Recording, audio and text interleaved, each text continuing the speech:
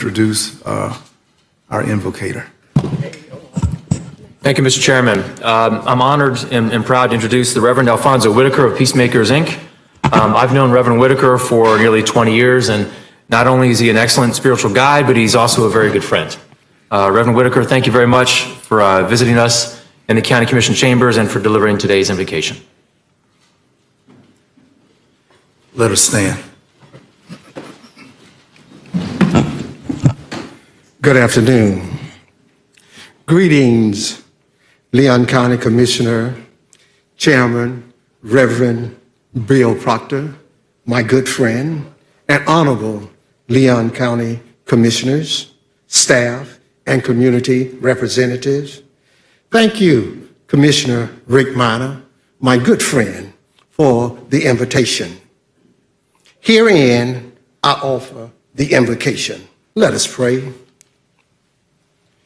Lord God Almighty, the creator of all humankind, we thank you for your loving kindness, forgiveness, mercy, and grace. We welcome your presence in this place. We pray that you bless us in this meeting and keep us. At a time of unrest and war in Ukraine, we pray for peace, freedom, and victory.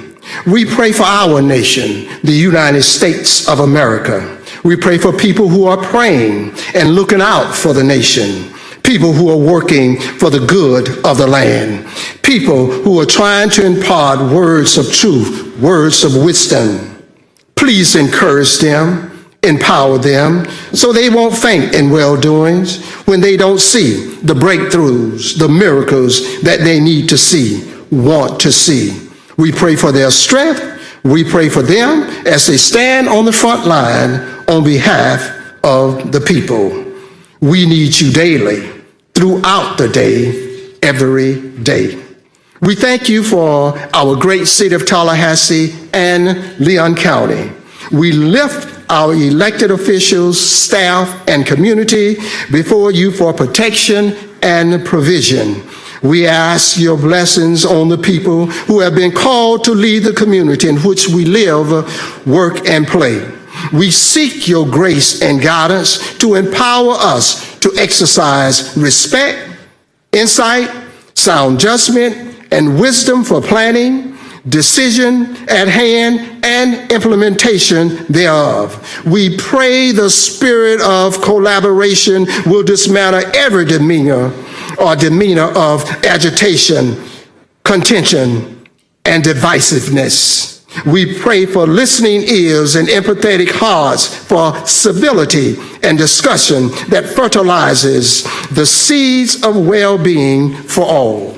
We pray for the willingness to accept the things we cannot change, courage to change the things we can, and wisdom to know the difference. Heavenly Father, help us to know and to do what is right, good, and true. Help us to work together for unity. Where there is unity, there is strength. Thus, we pray the release of your anointing to draw us together and prevent our being scattered apart. May we always be guided by the spirit of community, the spirit of justice, and the spirit of love. In the precious name of Jesus, I pray. Amen. Amen. Let's recite the Pledge of Allegiance. Pledge of allegiance To the flag of the United States of America and to the republic for which it stands, one nation, under God, indivisible, with liberty and justice for all. Thank you, Reverend Whitaker, for wonderful, wonderful prayer as we ease out into the waters of this particular meeting. Commissioners, we have removed a proclamation pertaining to the charmants. We do have a presentation for the KCCI. Is that now? That is correct, Mr. Chairman. We have Betsy Couch, along with KCCI, who is here to do a presentation for us on the 2022 Catalyst project. So, Betsy, the floor is yours. Thank you. And good afternoon, Commissioners. Thank you all for having us here today, and we appreciate your support of KCCI's placemaking projects. KCCI and Leon County government have a long history of successful collaborations. Most recently, last year, we partnered together for the popular Art of the Box initiative, which showcased local artwork on utility boxes at parks and libraries. We also worked together to coordinate KCCI's Placemaking Week community engagement event. At that event, hundreds of volunteers came out and joined us as we painted a block-long retaining wall at the downtown library, making it the entrance much more vibrant and welcoming.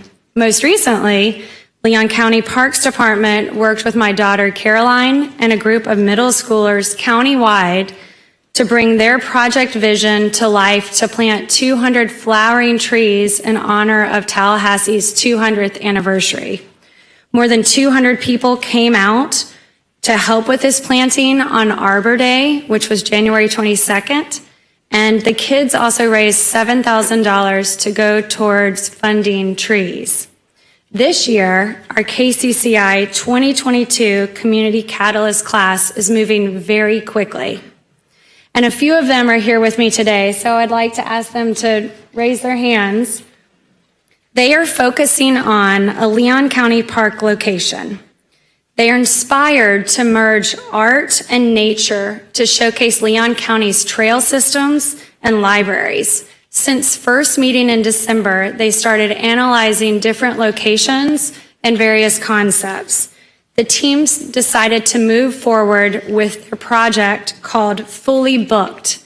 It is a placemaking project that will create literary-inspired art elements all along the trail at Pedrick Pond Park. The park's nearly 1-mile trail loops around a stormwater pond, and it is adjacent to the East Side Branch Library, making it the perfect spot to explore and wonder. The proposed project will bring together all ages of residents, students, artists, and organizations to incorporate a blend of delightfully unexpected art elements at the park. The team's concept, and what you can see on the screen today is some of their design inspiration. The team's concept is to create an iconic piece of art that serves as a photo backdrop for library programming, book clubs, and field trips. And it could be supported by a story trail where people read a book on signs as they walk around the park. In addition, book-themed benches and a hammock garden would invite people to come and enjoy the space a little bit longer, and they could check out hammocks from Leon County's new Library of Things programming. So tomorrow, the KCCI team will officially begin fundraising for this project. We are not here asking for funding from Leon County government. Friends of the Library has already indicated interest in being the presenting sponsor of this project, and our KCCI team will officially present it to them tomorrow night. And with appropriate funding, there may be additional opportunities to take some of the elements like the book benches or the story trails out into other parts of Leon County. We know that Fully Booked will stimulate minds. It will provide a chance to explore Leon County's award-winning trail system, and it will raise awareness of library offerings and library programming. Tallahassee is the most educated city in the state of Florida, but work must continue to ensure that enjoyment of reading reaches all aspects of our community. Fully Booked will inspire literacy through art, and it will create a place where the love of reading can be enjoyed. Thank you so much for having us here today to share this project concept with you all. And if you have any questions, please let us know. Mr. Chairman, Commissioners, thank you, Betsy, as well. And obviously, this is just more proof of how fruitful our relationship with KCCI is.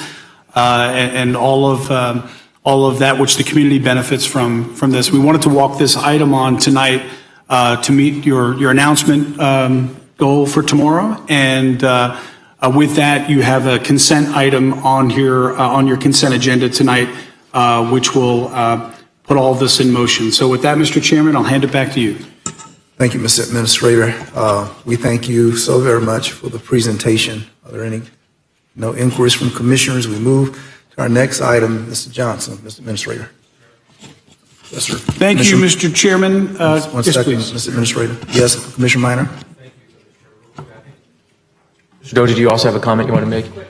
Real quickly, just want to thank Betsy Couch and the entire KCCI Catalyst team. I have the pleasure of serving on the KCCI Advisory Board and have spoken with Ms. Couch about the project over the last couple of days. Really excited about it and looking forward to what the team has to put together. So congratulations. Very good. Commissioner Dozier. Thank you, Mr. Chair. Thank you all. Another fantastic project from KCCI. Got a little point of pride that it will be in District 5 at our East Side Branch Library. And the timing with the playground and everything else our Parks and Rec Department are working on is really exceptional. This is going to be a destination for folks throughout the community. I also just wanted to say that I'm sure, like everyone else, we visited towns where I was thinking of Greenville. The little mice. It was, something that I think a young student came up with, and you see this, developing into something that people adopt throughout. KCCI is that focal point for our community, and particularly with the Art of the Box, and now with this and others, people are really taking notice, and y'all have done a great job. So thank you very much. Looking forward to it. Thank you, Mr. Chair. Thank you. Any other commissioners? Hearing none. Mr. Administrator. Thank you, Mr. Chairman. Commissioners, at your last meeting, you'll recall that Commissioner Cummings requested and the board supported a presentation coming before you tonight from Andy Johnson on a status update of the legislative session. As you all know, we are in the throes of the session as it wraps up. And of course, you'll get your usual end of session report. But for now, Andy, and I see that the team from Capital Alliance Group has joined us as well. But with that, I'll hand it off to Andy. Thank you, Vince. Mr. Chairman, Commissioners, good afternoon. As Vince said during your last meeting, the board requested an update on a few significant bills working their way through the legislative process, specifically bills affecting county governments as well as schools, as Commissioner Cummings had brought up at the last meeting. For today's presentation, Commissioners, I'll provide just a brief overview of those bills and where they're at this moment in the legislative process. And of course, I'll be happy to answer any questions you may have. And I know you've got a long agenda tonight, so I'll do my best to, of course, be brief but thorough at the same time. So right now, as it stands, we are in the last scheduled week of this legislative session. This is the time, of course, when the House and the Senate come together and try to work out any of the remaining differences in their respective versions of the bills that they have passed over the course of the session.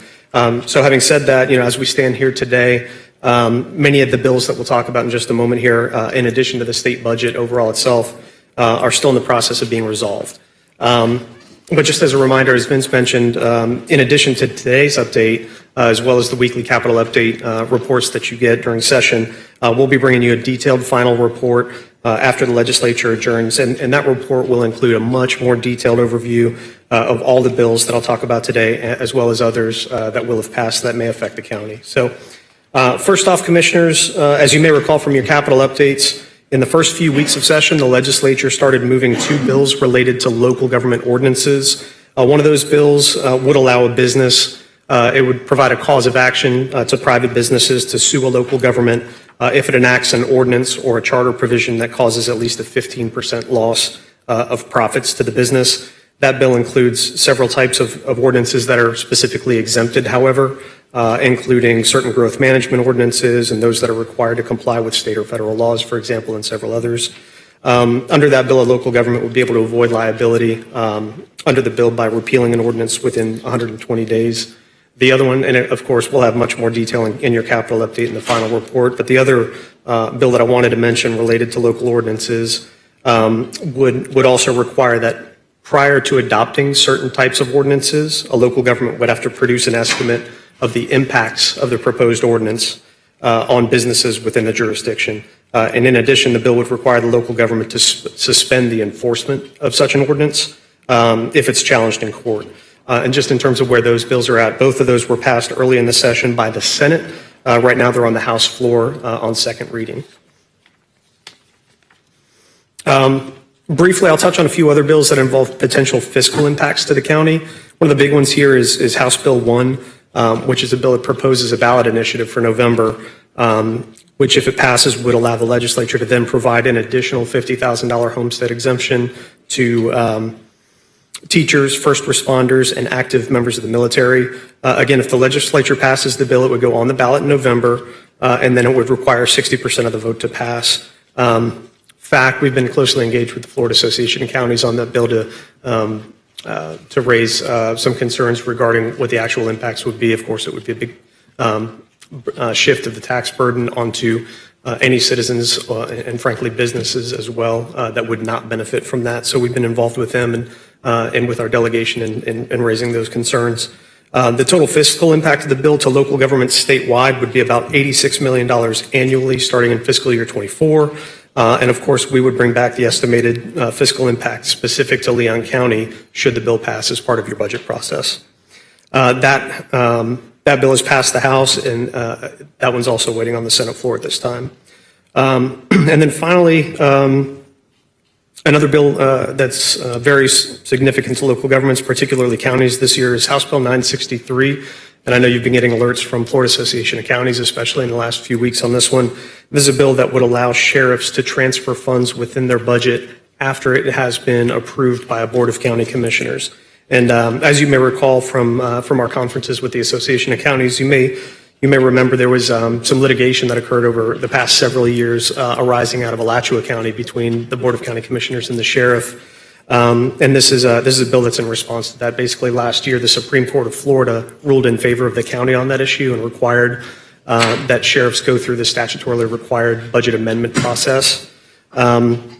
However, again, this bill essentially would undo that and would change the statute to allow a sheriff to move funds around within their budget after it's been approved by the county commission. And right now, that language specifically is in the House bill. It is not in any Senate bill at this time. But again, there are 3 days left in session, a lot of things that can happen. And we remain closely engaged with Capital Alliance Group, our team behind us, as well as FAC. Moving on, Commissioners, just briefly, I'll provide an update on a few major bills related to schools as the board requested at the last meeting. While these bills don't necessarily affect the county organization directly, they could obviously have some significant impacts within the community. The first one that I'll mention, the most direct impact coming from these would actually be in the House's version of the budget. The version of the budget that the House adopted includes a provision that they're calling the Putting Parents First adjustment. And under that proposal, what the House wants to do is shift $200 million in revenue away from 12 school districts throughout the state, including Leon County, that required students to wear face masks last year during the COVID-19 pandemic. As of this moment, as of this very moment, the House and Senate Appropriations chairs are actually meeting right now to resolve that portion of the budget. Again, the House's budget includes it, the Senate budget does not, and they're working right now to resolve that portion of the budget. Also, as you may have seen in news reports, particularly over the last few weeks, the House has passed several controversial education bills that are now also pending on the Senate floor. Just briefly, Commissioners, those bills include proposals to establish term limits for school board members, establish new criteria for selecting or removing library books and instructional materials, and proposals that would prohibit instruction on certain topics surrounding race, gender identity, and sexual orientation in schools. Again, the House has passed all of those bills. The Senate has not considered them on the floor yet, with one exception, which this morning the House did also pass House Bill 1557, which you may have seen commonly referred to in the media as the Don't Say Gay bill. Basically, that bill would prohibit classroom instruction on sexual orientation or gender identity in kindergarten through the third grade. Again, the House already passed that bill earlier in session, so that will go to the governor. So finally, Commissioners, just a quick note on the state budget. As I mentioned, the House and Senate Appropriations chairs are meeting this afternoon to conference out the remaining differences in the budget. Because of the constitutionally required cooling off period for 72 hours after the budget is complete. What that means is they'll have to finish the budget and distribute it to all the members today in order for them to finish on time on schedule on Friday. At this time, we are in position to have 2 of our Leon County project requests funded, which is great news. The Leon Works Initiative and the Fred George Wetland Restoration Project. Huge kudos to our lobbying team behind us for doing a lot of the heavy lifting and making sure that we get those projects included in the budget. Also, as of this morning, I just wanted to mention too, you may have seen it in the news, that the House and Senate agreed to provide an across-the-board salary increase for state employees, as well as funding to bring all state employees up to at least the $15 an hour minimum wage starting in the next fiscal year. So wrapping up, Commissioners, as I'm sure you all know, we're going to continue to work closely with our lobbying team as well as FAC on all of the issues affecting Leon County as well as county government statewide until the very moment the legislature adjourns, hopefully on Friday. And frankly, we'll continue working well after that to make sure our projects stay in the budget and avoid the veto pen once they get to the governor's desk. And as always, of course, your capital update on Friday will include much more details on all of the issues that remain unresolved. And I'm, of course, happy to answer any questions you may have. And again, Commissioners, after session ends, of course, we'll present you an agenda item with much, much more detail in terms of a final report. So with that, Mr. Chairman, that concludes my update, and I'll hand it back to you. Okay, thank you, Mr. Johnson. Commissioner Cummings, you have any further inquiries? Thank you, Mr. Chair. I just have a couple of questions, and thank you for that summary of what's going on right now with the session. The first one that you mentioned related to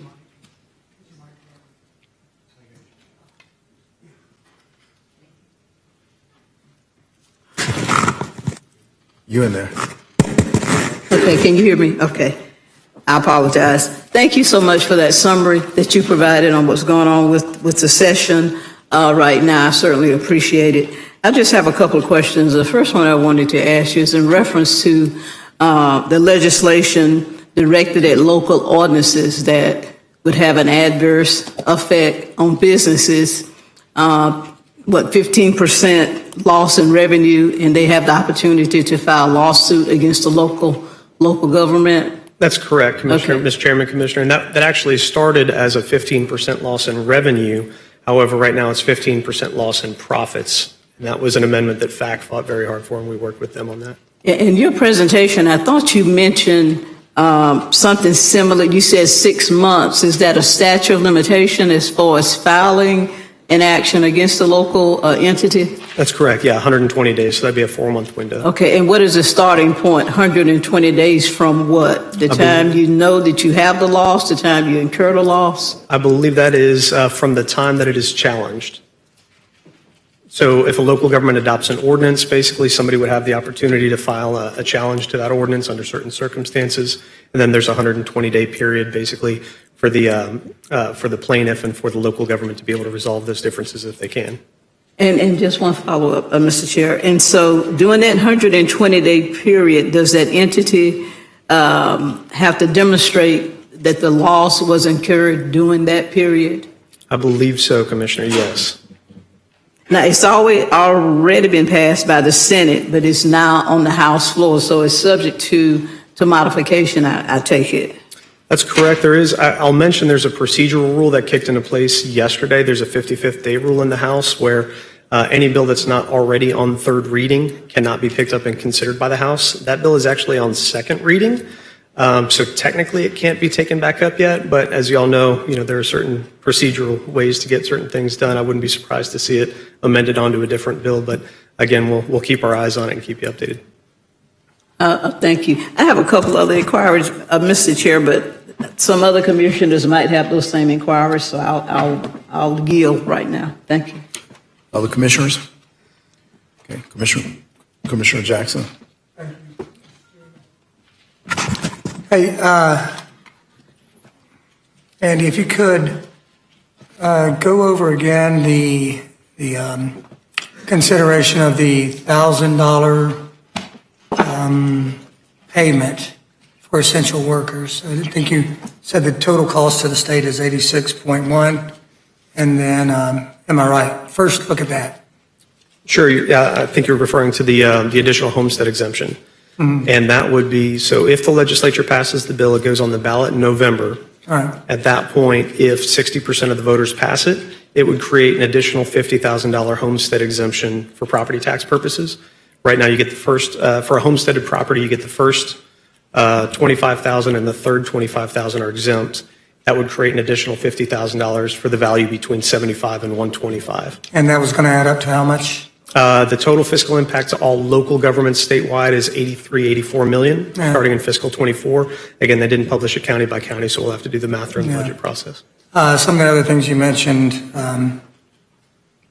certainly have me concerned about my other responsibilities that I have, because in particular, they relate to public education.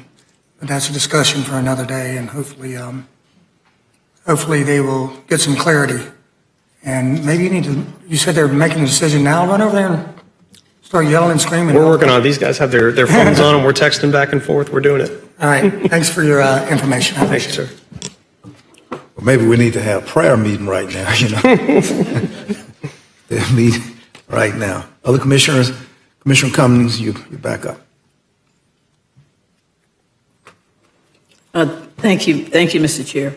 I'd just like to delve into the issue regarding putting parents first that specifically targets several counties, including Leon County, as a punishment for instituting the mask mandate in school.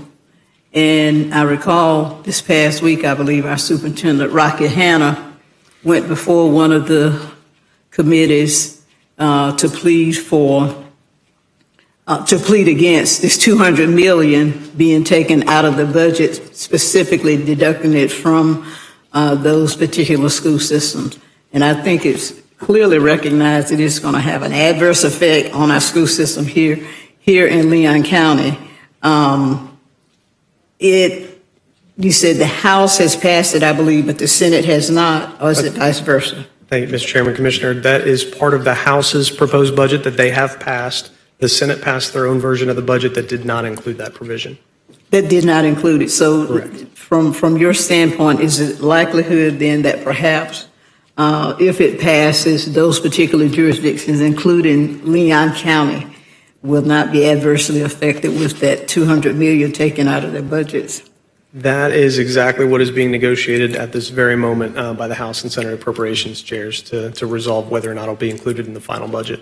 Okay, but there's a sense that perhaps there could be a success in having that. I wish I could give you a better estimate. At this point, it's 50-50. I understand. And then my last concern is about the classroom, the bill relating to the classrooms and what teachers can teach and can't teach as it relates to race, sex, critical race theory. And I believe you indicated that part of that has been passed, but the other part hasn't. From what I can understand, it seems to be a strong likelihood that the whole package will be passed. It's very possible. They are in 2 or 3 different bills right now. As I mentioned, one of those bills did pass this morning, the one specifically on the education of gender identity issues from kindergarten to 3rd grade. But the issues regarding critical race theory, school board term limits, library books and instruction materials, those are all in 2 or 3 separate bills that they've passed the House. They have not passed the Senate, and at this moment, as of just a minute before walking in here, they have not been added to a calendar in the Senate yet. But again, we've got 3 days left before they adjourn. And then just one follow-up to that, Mr. Chair, and I'll be quiet. And as it relates to that particular bill, is there an analysis? Is there a sense that some of our teachers in our public schools would be displaced because of, if that bill passes, a reduction in personnel? That I'm not entirely sure of. I'd be happy to follow up with my counterpart at the school board, Commissioner, and provide that information to you in this week's capital update. Thank you, Mr. Chair. Commissioner Welch, followed by Commissioner Dozier. I think the answer to your question, Commissioner Cummings, is I think that money is targeted at only non-classroom instructional positions. It's only like administrative positions. So just to answer that for you. Commissioner Dozier. Thank you, Mr. Chair. Good questions. Thank you, Commissioner Cummings, for bringing that up, and for both of our esteemed colleagues from the Commission and the schools. Appreciate those. I just wanted to ask about a couple. I haven't really been tracking the tree preemption bill. That sounds a little interesting on our land use, but it doesn't have a House companion, right? You're not seeing any traction on that. It was in your report last week, correct? Correct. Yeah, I'm not sure that one's going to make the trip based on where it's at. Okay, well, that would be good. And you did have a note in your report about solar, and I guess I'm trying to match this with a report that I heard on WFSU this week about net metering. And it looks like it's a little different than the bill that you singled out in your report. The net metering, I mean, that obviously this is a city issue when it comes to the relationship with utilities or other utilities in our community. But for our folks in the unincorporated area, we've got a new solar, we can provide for that in land use. The rooftop solar is of interest. So are we tracking that as well, or could we get that a little update, whatever happens at the end of the week? We are, of course, Mr. Chairman, Commissioner. Last time I checked, that bill actually only applied to investor-owned utilities and not to municipals and electric cooperatives. Okay.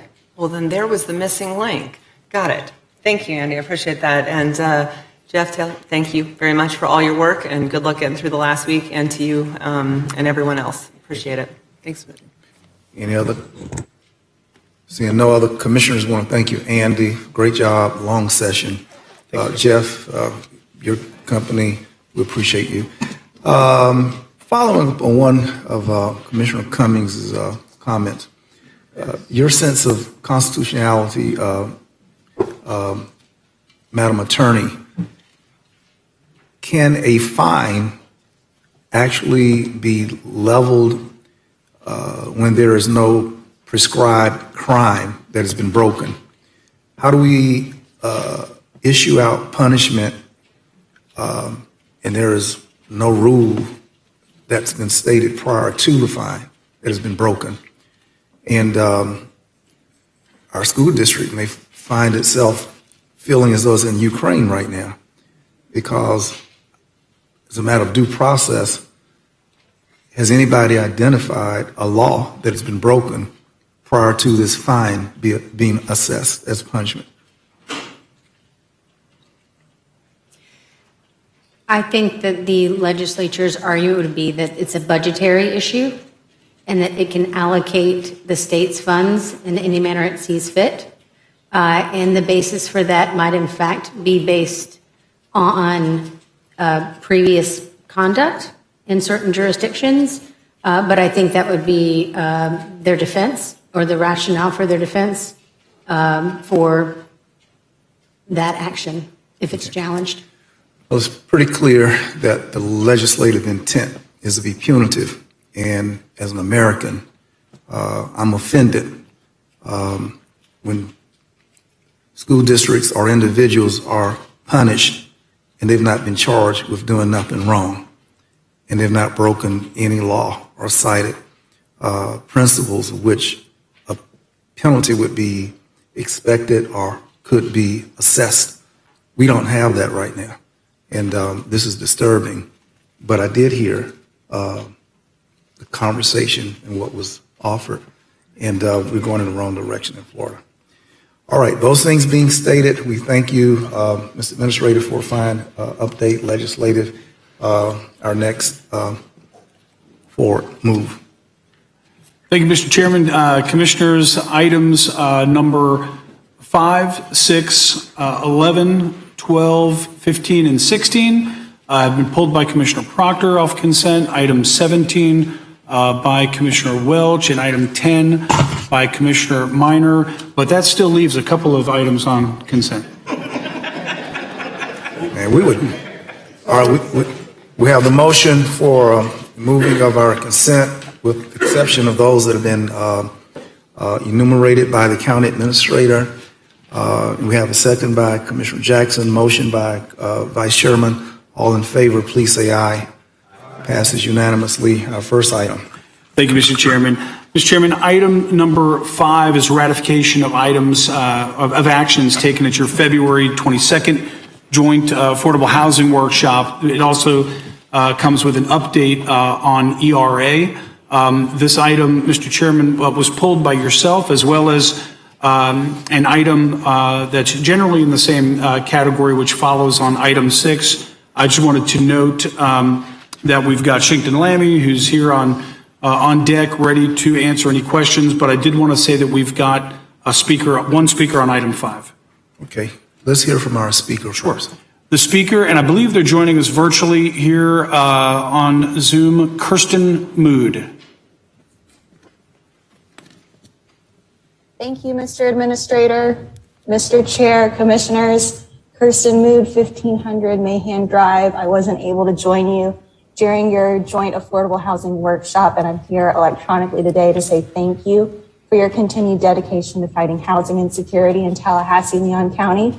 Your and the city's commitment to the uniform and inclusionary housing ordinances and making that commitment part of the comp plan are commendable. And I'd also like to applaud staff for their work leveraging funding for that temporary relocation assistance program and continued collaboration with the city, especially in working together to leverage SHIP funds. Good job. I know staff doesn't hear that often. You guys are doing great. Really appreciate you. Thanks. Thank you, Ms. Moody. And Mr. Chairman, that concludes our speakers. I wanted to just, for the board, say that, again, in this item, there's sort of two parts. One is your affordable housing workshop, of course, ratification. Happy to answer any questions you might have on that. And Mr. Chairman, you had noted on our ERA section of that item that it might be beneficial for the board to hear just a little bit of an update on that. Okay, Shinkton, my primary concern here was that I did talk with the administrator, and he indicated that of the $11 million that was requested, we've received about $1 million from the 11 requested. There may be other in the pipeline. We're bringing forward $2.4 million from the previous funding level that remained in the ERA fund. That keeps us right around 3.3 or 4. My question is, with respect to this last paragraph, is there a priority on the ERA dollars? The homeless come first, people without an address? Does the jail come next, the people who are transitioning and just been coming out of the jail? And would the Tallahassee Housing Authority tenants come next? And we have no sense of priority of who would get these monies.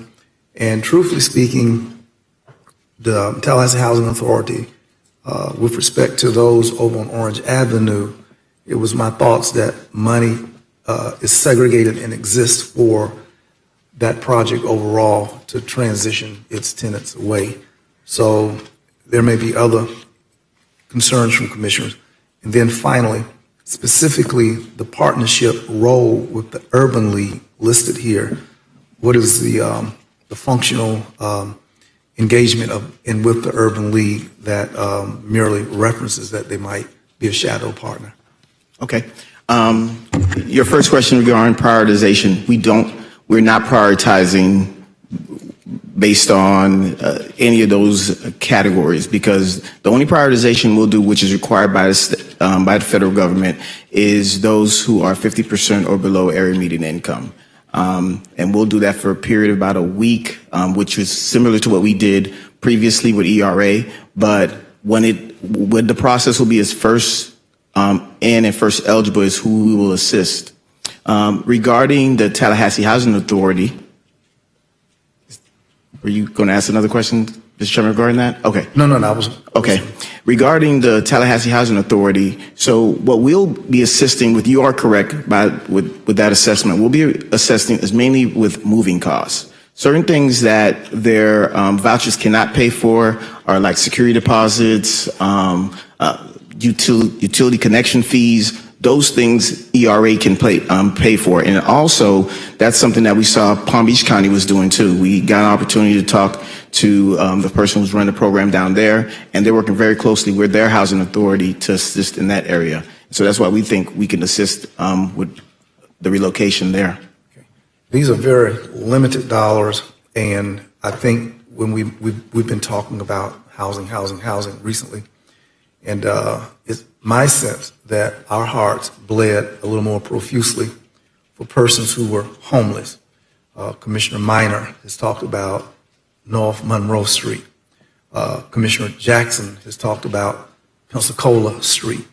We're talking about folk who seemingly don't have addresses. The sheriff have come in and told us to back off, to stand down. Let's try not to go full-fledged and arrest as many people, arrest our way out of homelessness. And we stood down, we altered the course of which we were going, policy-wise, and we have a bunch of money. And I just wanted to offer that from what I've heard from our commissioners, homelessness seems to be a priority to us. The PSCC gave our entire budget to UNABINA to transition people from the jail, to reduce recidivism.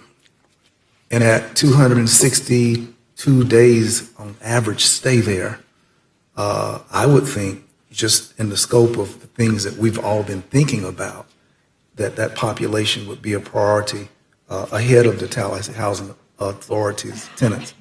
And I'm hoping that we just won't give all this money to Tallahassee Housing Authority when this board has expressed our empathy with homelessness and with jail transitioning, stuff like that.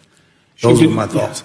Mr. Chairman, Shinkton, if you might, because I know with all of the acronyms, and this board knows better than anyone, we're now, I think, pushing close to $70 million of all the federal aid that has come down, and we've dealt with CARES, and we've dealt with ARPA, and we've dealt with ERA.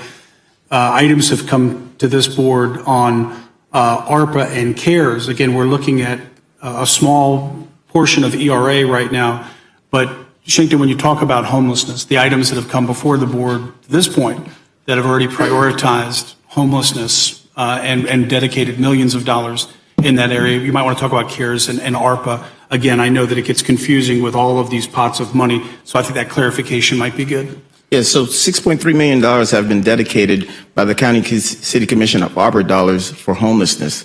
And some of those dollars, specifically in the area of diversion and prevention, will specifically deal with the issue you're talking about. There's also dollars of rapid rehousing that are available through the city that's being utilized right now by the partners that we will be working with in their area of homelessness. And then when you think about that prioritization that we have to do federally anyway of 50% or below, well, the homeless are well below 50% or below, so they will definitely be getting assisted. And we've been working, I hold weekly meetings with our homeless providers in preparation of launching the temporary relocation program.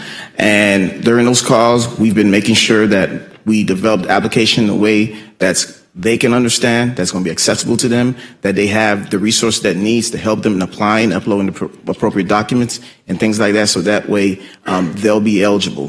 We've been working with the RISE Center, met with them to talk about what we need to do to make sure we work with those returning citizens to make sure they're all eligible. Like you mentioned, Mr. Chairman, especially for those who are also eligible through the Landlord Risk Mitigation Fund.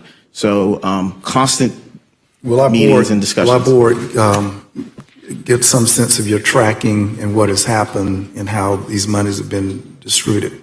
We would like that level of accountability. Okay, yeah. Okay, very absolutely. Good. Commissioners, are there questions? Yes, sir, Mr. Vice Chair. I was going to bring this up later. I don't know if it's probably not germane to this specific, but it does involve some sense of housing and ongoing affordable housing. Shinkton, I'm sure you, and this is something I hadn't talked to the county administrator previously about, nor Shinkton. There's a program in Gainesville by the name of the Heirs Property Program. Are you familiar with it? The program is a program where the county, Gainesville, has partnered with law firms to help those families who have, as I understand it, passed on, a relative had passed on and passed a property to a heir, and in that case, that heir has not had the knowledge nor maybe income to to look at how to start to transfer title and taxes and all that kind of stuff, and then the property goes on to become one that's abandoned or used for unintended purposes. I just merely want us to look into that program to see if it's something that could fit here and bring it back maybe as an agenda item, if it so fits. Again, this is something where the county or the city has reached out and partnered, put an RFP out to other real estate attorneys in town to kind of assist with this, with the property owners, and I think it's been pretty successful. So, Mr. Administrator, I don't know how you want to proceed on that. I don't know if I need to ask for an agenda item to come back on that, or. Sure, unless you had anything, Shinkton, that we're doing in that area. Yeah, I would just add that is something that Legal Services of North Florida does. I mean, we can include that as an agenda item as an update of how they do that and how that's been very helpful in our community, as well as some of the things that we do in working through our home expo when we hold those events regarding air property. But that is, we can. It's happening here in our community, though. So as I understand it, Legal Services of North Florida is already doing it. They do assist those regarding air property issues in the community, but we can bring back more information regarding that. I tell you what I don't want to do is I don't want to duplicate anything we're already doing. I'm pretty sure that Gainesville has something similar with their legal services there as well. How about you include in the next agenda a status report? Some source to give me some information back, or you can send me the information in the board, the information about it, so we can read up on it a little bit and see how it might influence anything that we're doing here. And at that point, I'll make a decision on whether or not I want to bring it back. We'll be happy to distribute that to the board. Okay. All right. Okay. Thank you. Might I add that Clerk Marshall, her office does periodic workshops to inform the public on what to do at the closing of estate, and when estates are, and heirs of estates are there, those next steps and what to do. So it is a crucial area, because people get behind on taxes, they get behind on continuing various payments. So it's an extraordinary ask, but I think that Clerk Marshall would also be instructive with respect to Commissioner Cummings and then Commissioner Jackson. Yes, thank you, Mr. Chair. I'd just like to ask Shinkton, in reference to the issues with air property and with the rehab program that you all are involved with. I've had complaints from citizens who aren't able to, senior citizens who qualify for the rehabilitation programs here in the city, as far as having their roof repaired, having other things in their homes repaired, but they aren't able to get to that step of having deficiencies done because they can't show clear title to the home that they live in. And in many instances, we have individuals who live in the home that they were raised in, their parents were raised in that home, they pay the property taxes, but the property is not in their name. Do you know the percentage of older individuals that are caught in that triangle, that have a leaky roof, they have bad pipes, they've been approved but can't get the services provided because they can't show that they are the proper owners to that property, but they've been living there for 75, 80 years?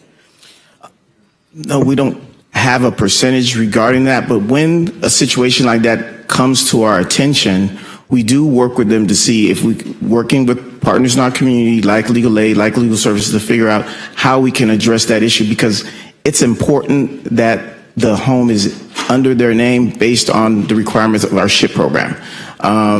So legally, the paper, we have to formally ensure that it is, and it's also for their benefit too, especially long-term, because that's something a lot of times they're not aware of until they apply for our program. And so in applying for our program, we want to be able to not just assist them with rehabbing their home, but also making sure that they know that they have legal rights to that property too, and that they don't lose it that way either. So that's critical. A lot of times they may be behind even on taxes, and we explain to them, this is the issue, and you have to get right with your taxes, because if you don't, you're going to lose that home, even if we replace that roof. So those are important things that we're typically always educating the people that come through our office. Mr. Chair, can I just do a follow-up question? Would it be in line with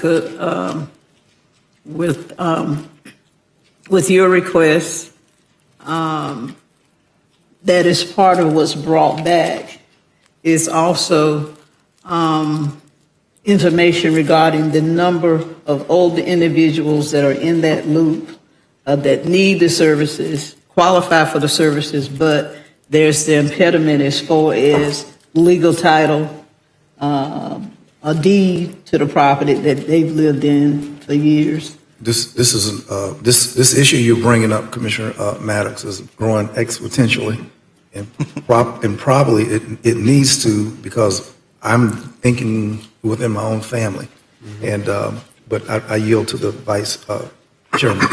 Given, it was a shot in the dark because I had a meeting about it, but it sounds like there's some interest here about figuring out how this thing works, and even some extra issues that you brought up, because I've had family members like that as well, where they want to improve something but don't know if they have the right or how to get the right because the relatives are gone or they can't find them. I think I'm going to go ahead and make a motion for an agenda item to come back, looking at the Gainesville heirs program, property program, look at what we're doing here with legal services and others, and also to cover Commissioner Cummings' request as well, or her questions around our elder community and the number of folks who have the problem that she's indicated as well. It'd also be pretty neat to know how many properties that we're looking at here when we talk about heirs properties. Do we deal with a year, or that come to our attention every year? So I think that pretty well covers everything that I want to look at in the agenda item. And again, I'm not looking to duplicate anything. If anything, I'm looking forward to improve the way we do it, or to bring another partner in to make us even more effective. And so I'll make a motion for that agenda item to come back, not looking again to create any chaos there, but look at how we're doing it and to see if there's any synergies there with others or the Gainesville program. That'd be my motion. There's a motion by the Vice Chair and a second by Commissioner Dozier. Is that a second, Commissioner? I saw your hand go. Yes, You know, sir, I was an gonna- auction, if you Mr. twiddle Chair, your I was nose, going to that's give a- the second to Commissioner Cummings. I wouldn't mind making a comment. Thank you. All right. All right, we have a motion, second, Commissioner Jackson. Okay, Commissioner Dozier. Thank you, Mr. Chair. Good line of questions. I know this has come up at a number of our different meetings, so I will absolutely support the agenda item. I guess my question was, Shanton, you said when it comes to our attention. Sometimes we have so many properties in town, or within the city and within the county, that I think part of this item, it may help us to know whether or not we actually have the information on, am I on the right track there? I mean, we don't often know that there is an issue until someone wants to sell the house, wants to apply for the program like Commissioner Cummings mentioned or something like that. So if it is a challenge in identifying those folks, I'd like to understand that a little bit more. And that may be something we could look to others as examples. But the coordinated effort between city and county and our decent staff, I mean, planning department, your department, all the others, to make sure everyone knows when they identify a problem, they're sending them to the right people to help get some help. That could be a strategy there as well. So you were nodding. It sounds like, I mean, that is one of the challenges we have, is actually identifying when there are issues. Is that correct? Yeah, and so that's why we try to be proactive, like through events like we have at our home expo, to let folks know, hey, do you have a family member who passed away? Did you get some property? Come learn more about what that means. What are the appropriate things you need to do to make sure you have legal rights to that property? I mean, those are things that's where the opportunity we take to be proactive. But most of the time, we're getting it especially for those who are applying for our program. Okay. So, last comment, Mr. Chair. I look forward to this discussion, and I'm also, we've got a room full of our nonprofit partners throughout the community and representing a lot of different fronts.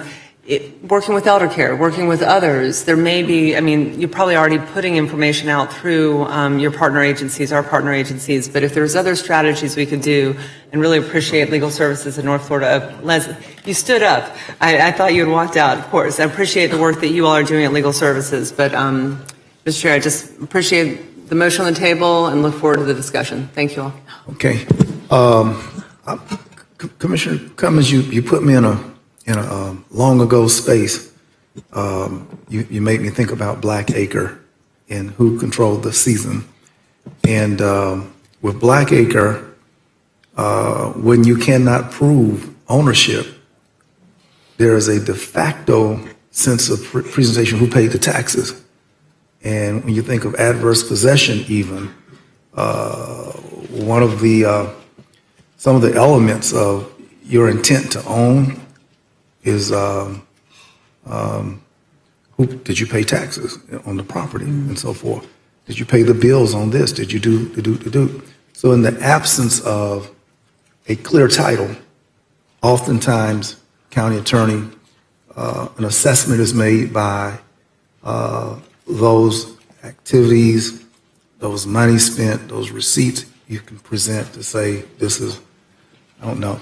But it's going to be a great item coming back, and no doubt it coincides with me asking this board later tonight for a presentation from Big Bend Hospice, because consistent with the work of a Big Bend Hospice, the need for families to know next steps with respect to property is right next behind them. So this is excellent stuff. Mr. Vice Chair. One last thing. To clarify too, in that item, I think some of that, and Commissioner Cummings could probably speak to this, that there's a need there prior to probate. And I don't know if legal services helps there as well, and I think that's where the Gainesville program probably addresses it more, is that need prior to probate. So in that item, along with the other things that we've asked for, include the process there that happens prior to, and if there is or is not, how we may assist there. And again, it's not, again, not trying to overdo anything, not trying to change what we do, but just trying to see if there's ways we can help people out, because this is going to adversely, think about it, this is a problem that adversely affects the most neediest in our communities. Most people who don't have the knowledge of how to do these things are low income or just don't have the knowledge. And so I really want to do all I can to help them to make sure that property stays within their family if they like it to. I've been affected by myself in Shelby, North Carolina, where my great-grandmother died, and that house that was on Airline Avenue is no longer there anymore. It's knocked down because we didn't know how to go about, or they didn't know, I wasn't there, but how to go about keeping that home in our family's name. So this is kind of personal, not personal. So if you can, I look to hear how that pre-probate piece works out too. Thank you, Mr. Chair. Yeah, Shington, when your loved one died and they lived in the Tallahassee Housing Authority with Ms. Williams, and you just died and the lease is over. Then when your loved one died and left a house and properties, that's quite a different transition, and it requires a different set of knowledge. Mm-hmm. And I think that what we're talking about is what is required for us. Yes, ma'am. Ms. Cummings. Yes, Mr. Chair, I just want to take upon a privilege. I saw Ms. Leslie Powell when she stood up. She's Executive Director of Legal Services of North Florida, and they have been doing a great job dealing with our indigent population, working with Shington, with individuals that do have issues that relate to the title of their property. So I just want to give a shout out to her. I was a member on that board for over 20 years, and I know personally that they do a great job. So commendations to you. Thank you, Mr. Chair. Ms. Powell, if somebody stay with you 20 years, I think they like what you're doing. Amen. Good. Oh, my. Oh, all right. Well, thank you, Shington. This is a pleasure. We have a motion on the floor made by Commissioner Maddox, seconded by Commissioner. I don't think I included an motion except for the item. No, you didn't do that. I thought you were treating that different.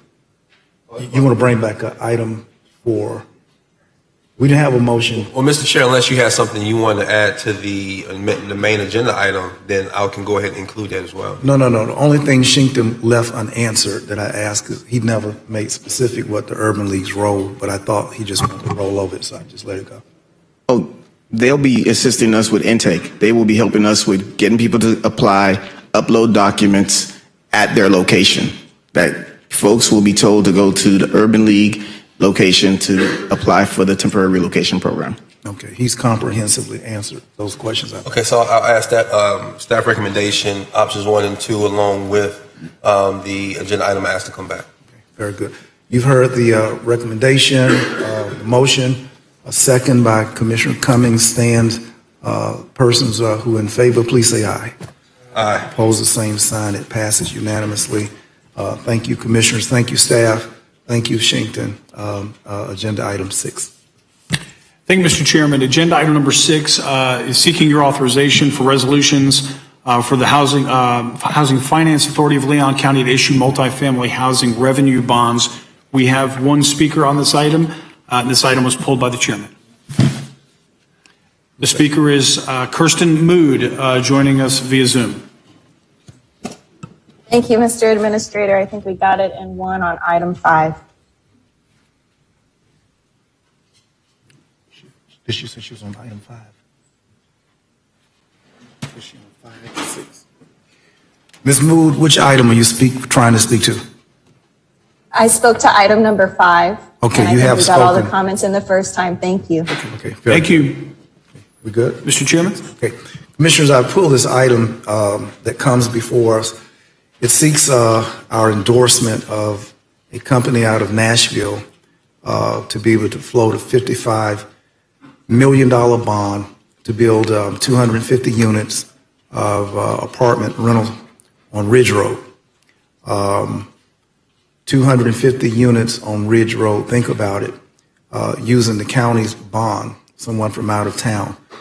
I don't know the people who are asking to use our names like this. I know that the dirt is in Southside, but I'm asking that we not vote for this measure today, because if you look in the item, the notice aspect of it, the notice for this $55 million bond was issued on, I believe, January 21. On January 21, that notice was placed on the Housing Finance Authority website. From their general counsel, Housing Finance Authority, we're told that the public hearing started at 10 a.m. and it ended at 10:02 a.m. And I am of the belief that that's not adequate. There is 6 neighborhoods, Sunshine Manor, Appalachia Ridge, Wilson Green, J. Gaither Park, impacted would be Sherwood Park, impacted would be Silver Ridge. Not a single voice weighed in. I believe that the citizens deserve more than 2 minutes to dial in. It was a dial in, and this is not sufficient notice. Sometimes, commissioners, we're tasked to go beyond what staff presents to us, and I'm guilty of doing that. And I've reached out to the neighborhoods to find out from their leaders their familiarity with this, and there is none, 0. So when we've been told by the Housing Finance Authority that nobody weighed in, there's a reason, and I think that nobody knew, and as far as I'm able to tell. Now, to make sure that you're sufficiently apprised of why I feel this way, because as I see Ms. Williams here today, we have this item to add on for 27. That's 200 units. And for 200 units, we know that there have been community meetings, consultants. The consultants have asked the community their thoughts. We know that the county commission has been apprised. The city commission has been apprised. We have actually put money out. The city has put money out, and we're being asked tonight to add another few coins to this. What I'm trying to say is that even with a local known developer, the Tallahassee Housing Authority, and our awareness of Ms. Williams, her integrity, her hard work, her organization, her board, we know them. But tonight, someone from Nashville who is not called the chairman, whose district that is, who has not met with anyone in that neighborhood. Ms. Williams wants 200 units and has gone through all kinds of things. These people want 250 units and ain't did nothing but gave the public a 2-minute, according to their own records, a 2-minute public hearing. I don't think it's right. I don't think it's moral. And for 250 units, the questions, Administrator, on road accommodation, that light up there at Crawfordville and Ridge Road intersection, we have the Department of Transportation willfully desires to make a one-way pairing and 250 new units on Ridge Road. And I need to tell you, it's emotional. I grew up on Ridge Road. My parents lived there for 46 years on Ridge Road. 250 units on Ridge Road without any transportation accommodations. It's just amazing. I'm asking us to vote this down. And if it comes back, there are steps. And I salute the steps and recognize the standards set by Tallahassee Housing Authority. That standard should be the one that's applicable as well to Ridge Road. Mr. Sims, you know that area I'm talking about. You grew up down there. I grew up around there. It can't tolerate 250 new units jammed in 30 acres. We got more acres for 200 units that she's doing. So I ask you, commissioners, that we pull this tonight and with staff to go back to make sure that fair engagement of the community. And the previous developer met with the Jake Gaither Homeowners Association, the Silver Ridge Homeowners Association, and numbers of people. It was crowded out, Jake Gaither Park, and it was a meeting. There were subsequent meetings. There has not been anything with this, you all. So I'm asking your empathy, your recognition of how long we dealt with Wilani, other neighborhoods we've allowed today, false chases in the newspaper, just how much public engagement has gone with those communities, and zero, none. This is almost an underhanded, unbelievable thing. And this is why as commissioners, we go behind our staff to make sure that measures that come upon the public, that they are tight and they are right. This is neither. So I'm asking your support that we pull it and get with whoever these are, people from Nashville, Tennessee. I know the Sunday school books come from up there, and I guess you can trust them, but I don't know nothing else out of Nashville, Tennessee that's that trustworthy. Anybody would sneak 250 units and hold a 2-minute public hearing and think that's adequate. I don't trust them. Mr. Chair. Yes, sir, Ms. Vice Chair. Though I'm not, yeah. Though I may not agree completely with the way you characterized it. I do agree with the sentiment that you have set. I don't think this Mr. Administrator, because we're so focused on affordable housing, should be on consent.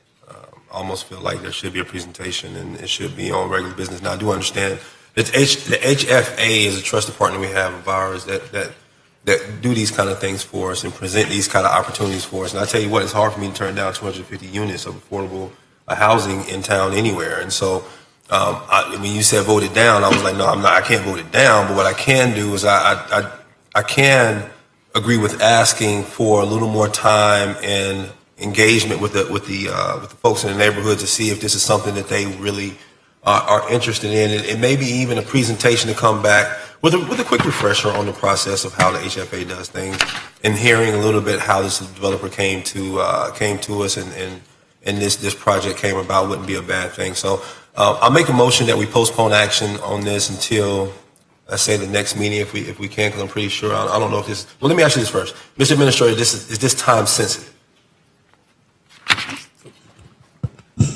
No, I'm getting the indication from Shinkton that it is not. Okay, Shinkton, can you come up just real quick? Because I don't want what I don't want here is there to be a perception that this process hasn't gone the way traditionally other processes have gone when it comes to HFA. So give us a quick synopsis of how this usually runs, and then speak to, you said it's not time certain, but speak to just how the process goes with HFA and Mr. Chairman, process. Commissioner Shinkton, before you go, let me provide just a little bit of a quick overview.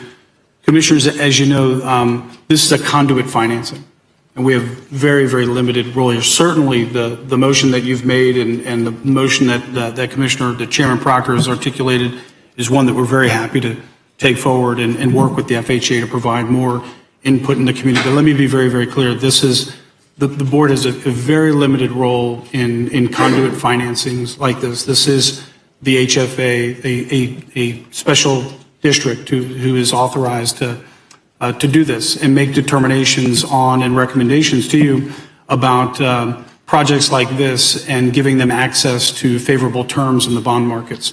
They can certainly go get pretty close to those terms now on their own outside the HFA process.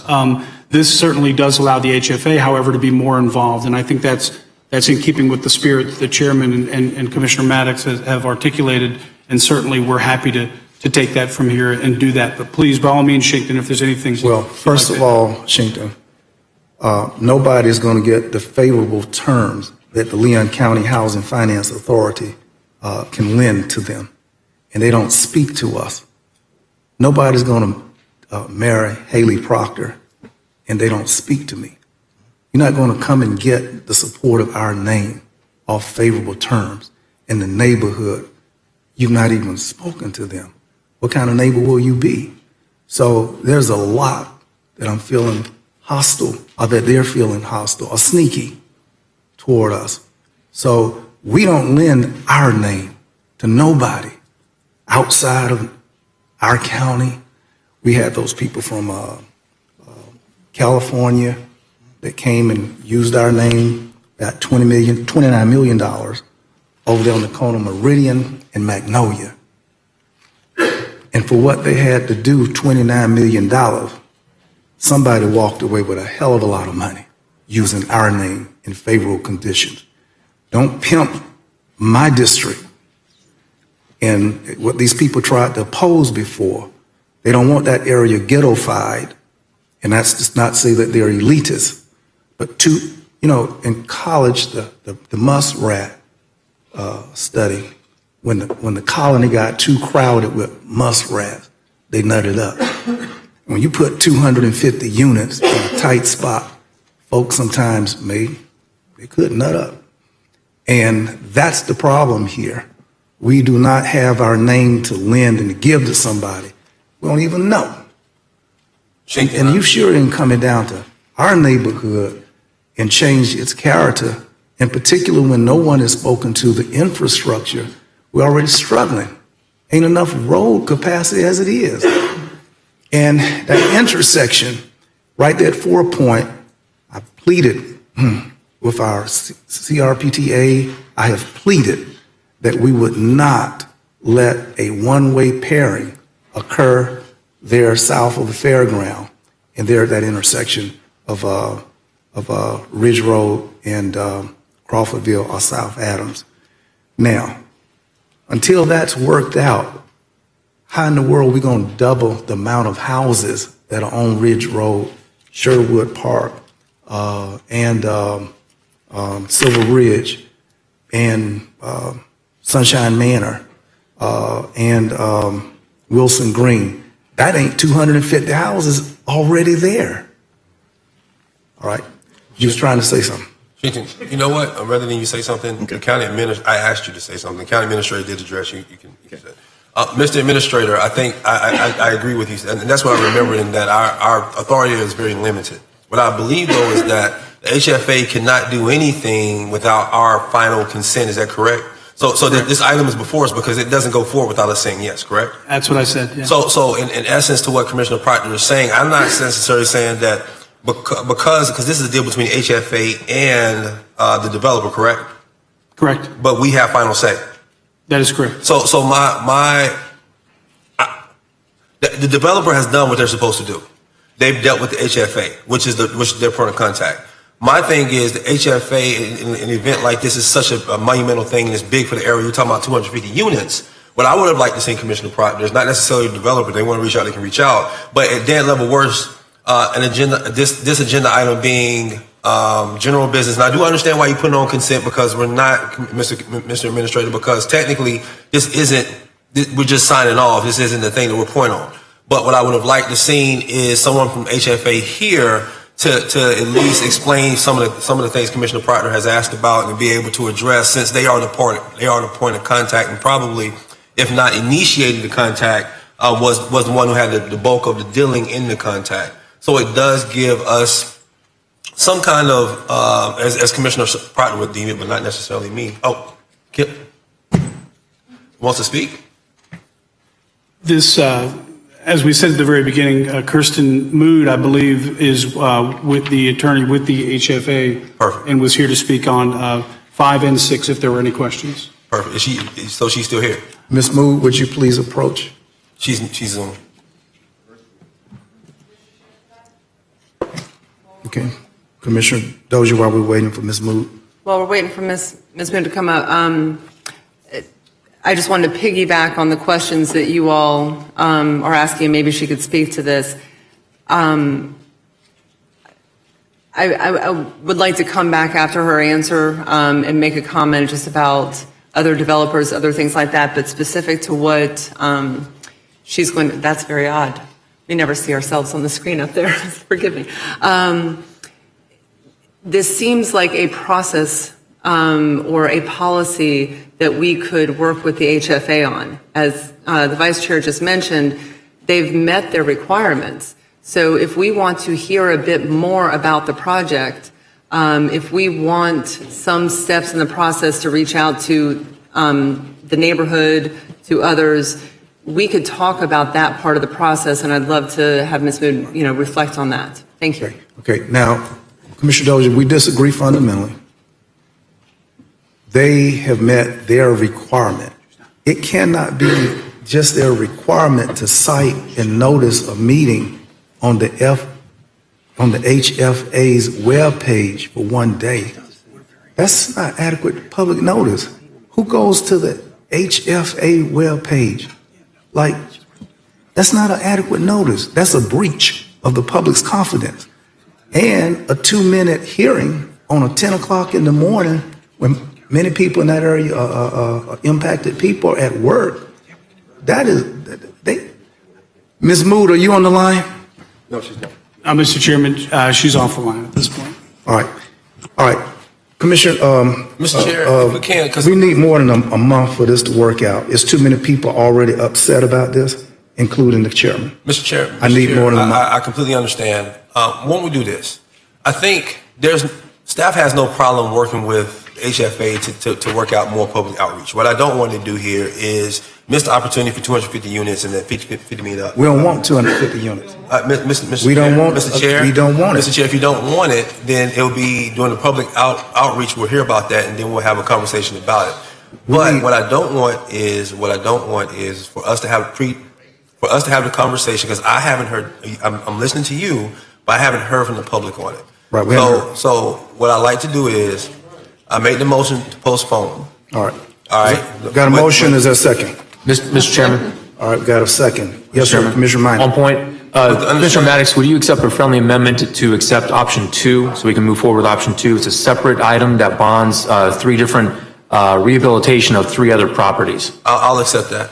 With the understanding that staff will work with the HFA to come up with a better process of public outreach on future projects to come back as far as the bonding capacity with HFA. Is that something you can do, Mr. Administrator?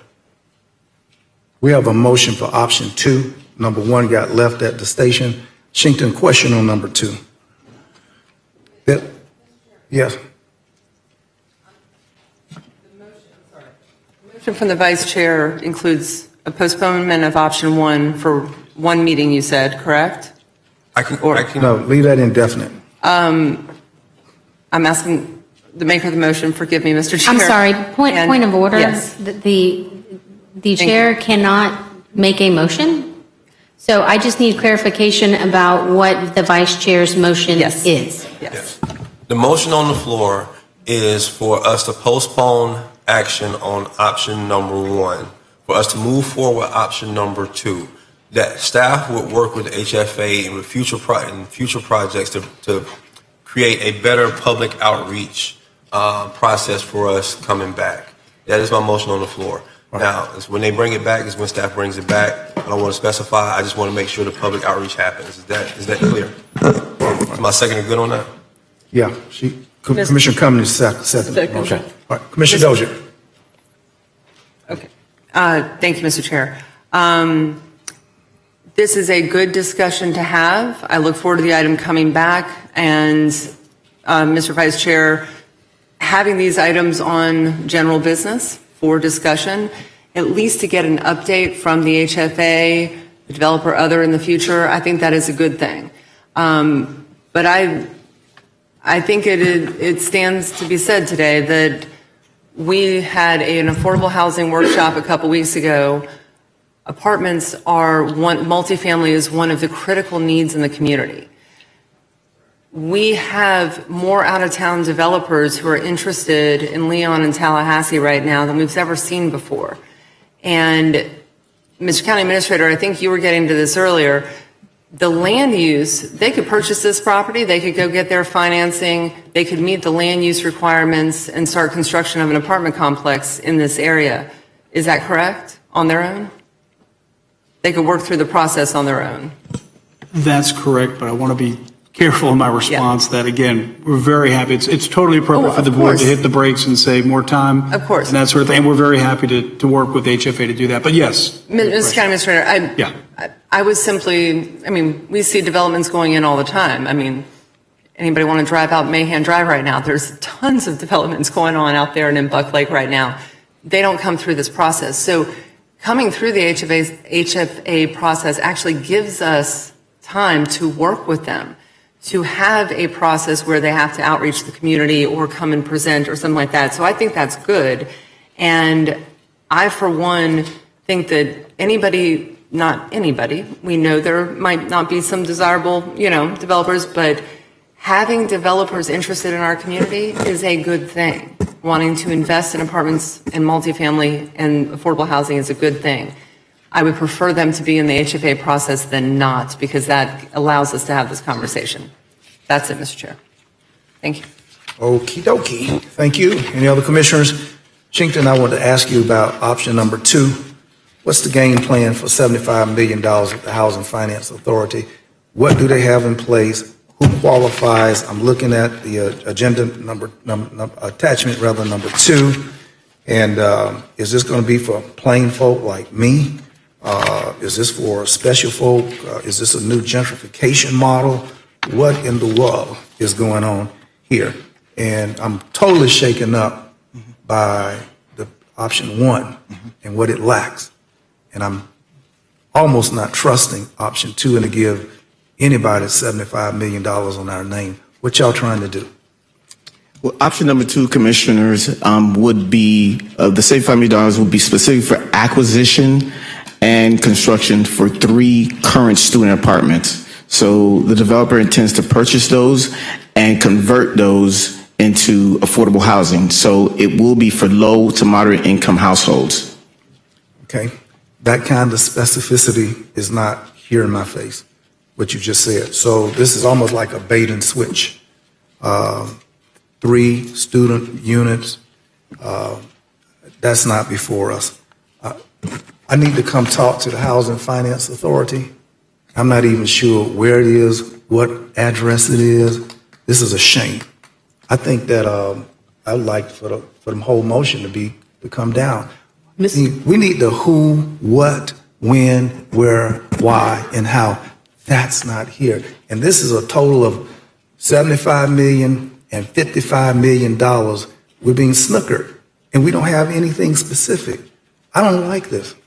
Madam Cummings, Commissioner Cummings. Yes, thank you, Mr. Chair. I'd just like clarification to Shinkton. The the $75 million that the chair is asking you about. Those the student housing on Ocala and Old Bainbridge Road and High Road. Those are the three complexes. Yes, the ones that were mentioned in item, yeah. Okay, Yeah. and they are previously been student housing. Correct. Is what you're saying. So the developer is proposing to purchase those 3 units and then convert those units to low-income housing for families, multifamily complexes. It would be mixed income, so there's in total, that total is about 447 units, and they're committed to, at minimum, 200 of those units will be for low to moderate income households. And they are a nonprofit organization outside of the Jacksonville area, which is not as common. Typically, we're dealing with private for-profit developers, but this is a nonprofit developer. Okay, so these, Mr. Chair, if I might just follow up. So these units are already in existence, so clearly the impact as far as environmental impact, what have you, all of that's already in place, unlike unconstructed housing down on Ridge Road. I know when you all gave your presentation on affordable housing and your long-range goals and objectives, you indicated that, of course, one of the primary needs of individuals in our community is affordable housing. Now, with these 3 units that are standing, it's no plan to tear down those units and do any new reconstruction, just renovation, correct? That, to our understanding, that is the plan for the developer. Okay, and what is the projected date for completion of those units? So their intent is to close at late this year or early 2023, and from there, then they would begin the work for renovation on the properties. Now, they may go through a phase process, so may start with one and then go to the next one, but that's their intent. And are they occupied now, or students? Yes, they are occupied right now. Okay, so the students would be displaced so that they could do the renovations and set aside certain units for low-income families. Right, so what you've seen in those areas, with those, they have higher vacancies versus those. So there has been this migration closer to campus. Right. And these are units, developments that are seen as not as close. They're not that far, but they're just not as close. And so they haven't seen the level of occupation as the ones that are closer to campus. Okay, thank you. I appreciate that explanation. Mr. Chair, I don't have a big problem, as big a problem as I have with the Ridge Road proposal. I clearly agree with you with your concerns about the Ridge Road proposal. But these specific locations, and I think we all know where these complexes are, they're there. They're occupied right now, not fully occupied, because we know many of the college students are migrating closer to the campuses. So I think we know we've got a housing problem in Leon County, especially with our multifamily units. And so I don't have a major problem with this particular option. Do you have a commitment from this developer? Is it in writing, the things you're representing? The information, these are part of their application that they had to submit when they applied for bond issuance to the HFA. How binding is that? How binding is that? I wrote us a narrative. Once I got the money, something came up. We found out that really we couldn't do that, but we found a different option that would work. and we would keep the shirts on our back and not lose money. What happens if they switch and go after making these some high pricey? See, the commitment, the suggestion rather, this illusion of inclusion of affordable housing for folk who are priced down. They get this 75 million and change their minds and said, from everything I saw at the Talcor presentation yesterday, I saw that the prices are going this way, straight up, not gradually, straight up. And this person may change out and just get greedy and forget the needy. What do we have to protect that? Then they would not be in compliance with why you created the HFA. The HFAs has their attorneys that will ensure that these things will be binding. Once those bonds are issued, and I mean, even Brenda can speak to it because they are also getting bonds from the HFA that they must abide by what it's contracted to do. All right, well, the Commissioner Attorney Cummings has a comfort level that I don't, but I trust her instincts and legal skills. Are there other commissioners, Commissioner Vice Chair and then Commissioner Minor? I almost hate to bring this up because I think this conversation is going on way too long, but I think it was also brought to my attention that the HFA and these projects have no, and correct me if I'm wrong, there is no MWBE requirement to these projects. Is that correct? Shington, do you have any idea? What's the WMBE standards by these out-of-town folk? They do not have that. They do not set that. Again, I don't want to get into a long, drawn-out conversation because I think we've talked about this long enough. I do understand, Mr. Administrator, we have no authority besides the fact that we vote to approve finally on the final bonding, okay? I get that. But just like as in the fairground and other that we have partnerships with, there's a possibility, I think there's opportunity for us to have conversation with the HFA. I think we've done this in the past, to talk about how maybe some of the things that we would like for them to look at and see, talk about some of the things we'd like for them to look at and see if they're willing to kind of take a gander at these things. I think everybody in this chamber knows and everybody in this community knows how I feel about MWBE and the requirements that we place and how it helps minority businesses grow. In the agenda, it almost feels like, Commissioner Dozier, that we almost need a workshop, a refresher on HFA, more so than bringing back all these questions that we have in an agenda item is going to prolong the agenda item and the issue, and we're going to get off of the $55 million for that one project and get on the HFA and its process. Because we spend a lot of time talking about the process here and not necessarily talking about the merits of the project itself.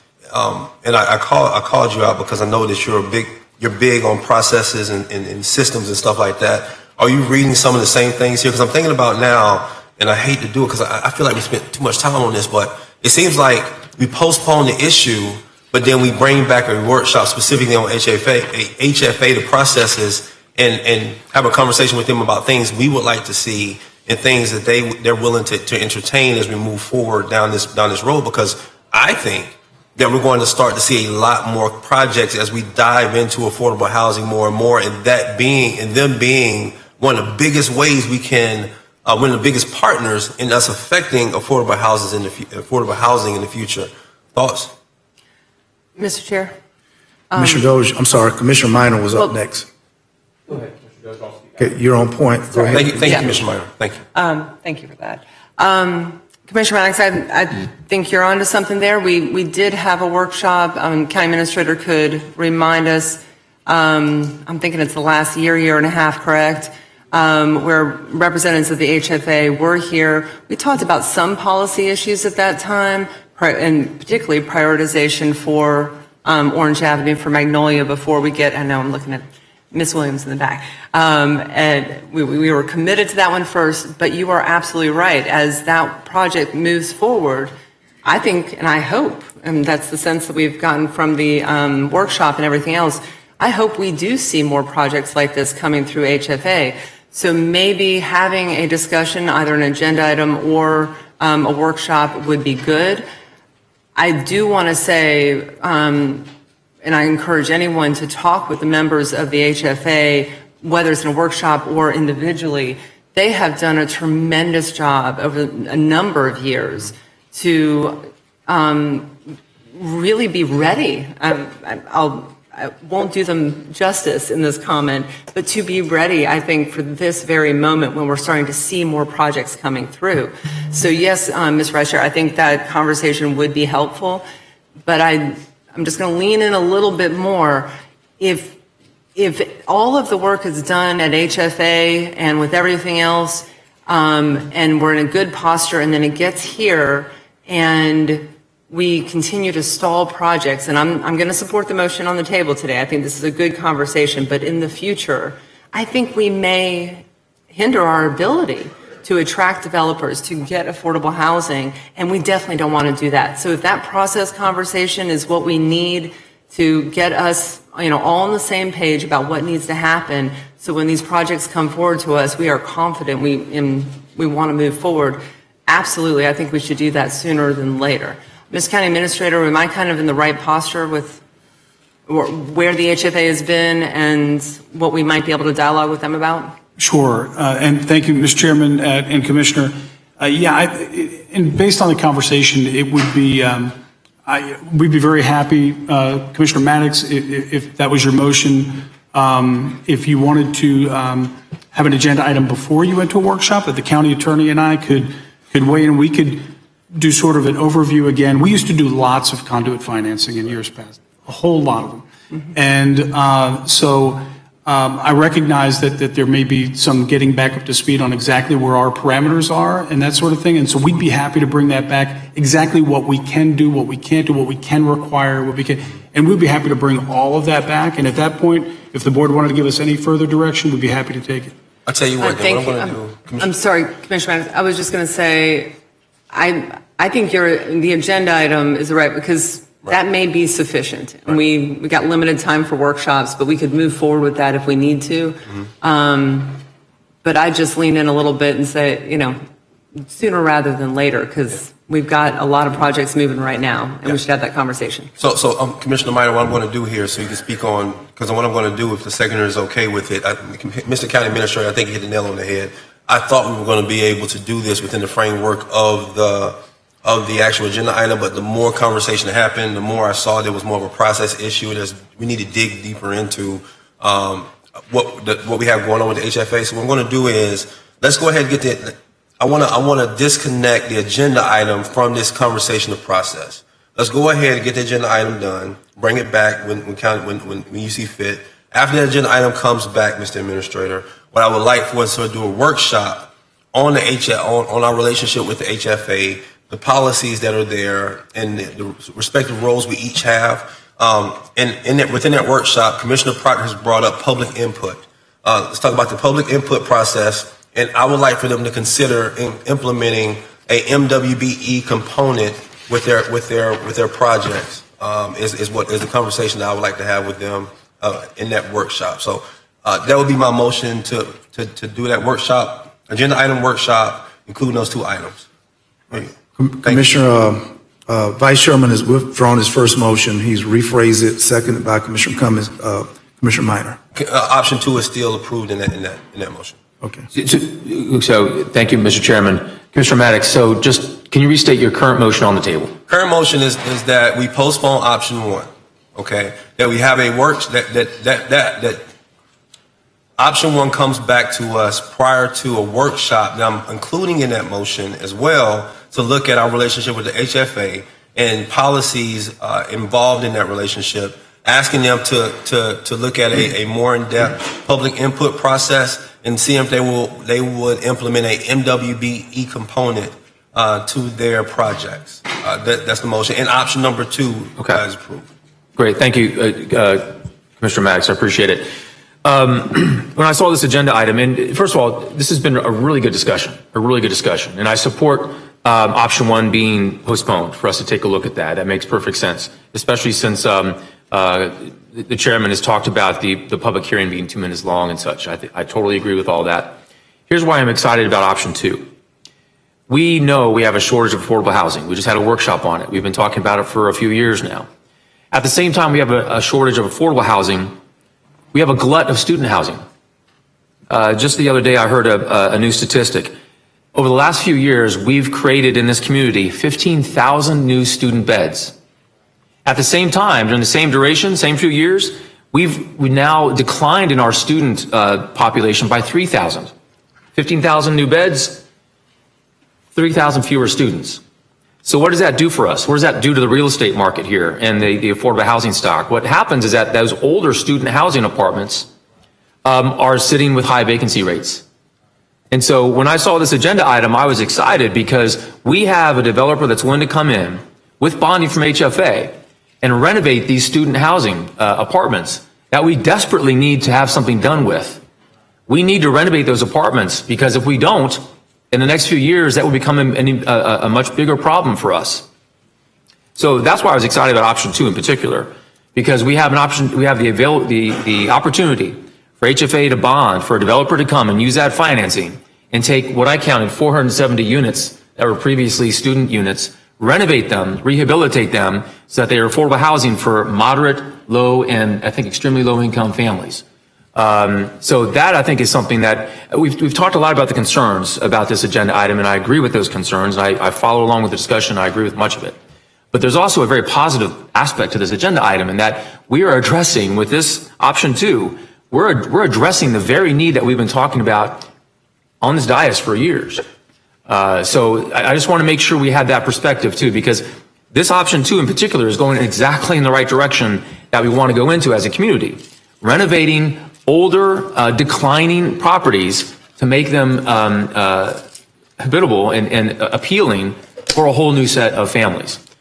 So that's why I think I'm really glad that we have option 2 in this agenda item, because I don't see any reason for that one to be delayed, but I do support the motion on hand for the delay on option 1.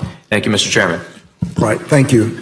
The county attorney has been diligent, and with respect to comments that I made that something seemed sneaky, the Federal Register of Monday, December 31st, 2018, Rules and Regulation indicates that, per her outlining for me, that public notice may be posted on the public website of either the on behalf of issuer or the approving governmental unit.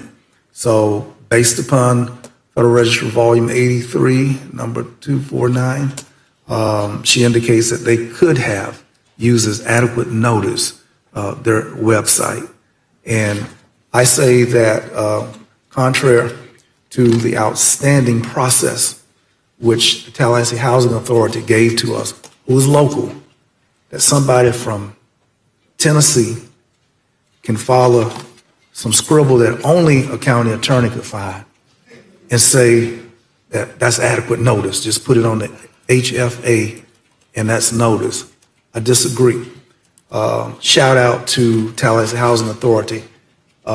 Commissioner Maddox, they actually took us, I think, New Orleans, Atlanta, Tampa, and showed us. I mean, put us on a bus to show us, introduce us to what they were trying to do. You just can't get more classy of disclosing. But to be able to slide in Shinkton on this right here, when we had home cooking from our own developer, we got treated, exposed, and told, and teaspoon fed, far different. I don't think we've spent too much time on this, Mr. Vice Chair, because this is $130 million going down on our name, and it ain't got no WMBE, and this is not too much time, because we will never get this right again if we greenlight this. We are the voices of people who can't and don't even know this is going on.